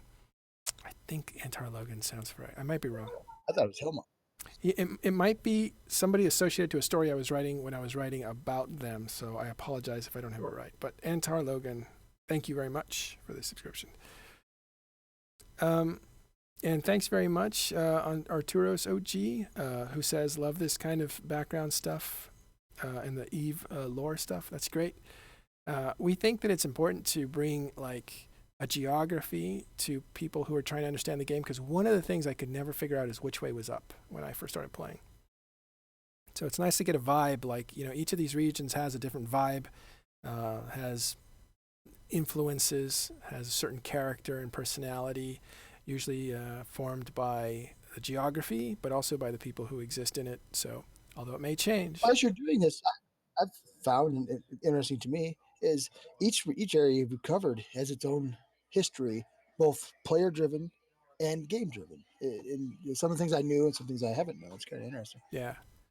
So we will have 3 more episodes, of course, for the other empires. Maybe we'll do Amatar Space as well. Maybe we'll end up doing factions. That sounds totally reasonable. But normally the show goes into player history, player wars, big battle zones, and places like that. We were thinking of going into Placid, and we were thinking of going into Providence, and we will. It's so much history there that I have to do a little more study before I can go in there and talk about the place. But we may return 3 or 4 times. I don't know. There's also places where we're going to talk about Bob, Band of Brothers, and where they got cornered and died. We're going to talk about big battles that happened 10 years ago. But first, I want to really hit a lot of battles in the last 5 years so that the history is more recent. And then we can go even further than that for people who've been around for a long time. So thanks for tuning in. And if there's nothing else, guys, you guys have anything else? Nope. Thank you again. Yeah, man, we'll do it again. We'll do it again. All right. Thank you guys for showing up and watching this show. We will see you next time.